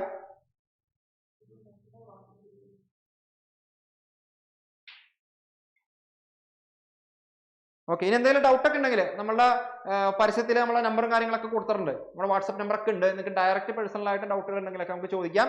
അപ്പോൾ തൽക്കാലം നമുക്ക് വൈൻഡപ്പ് ചെയ്യാം. Okay, thank you.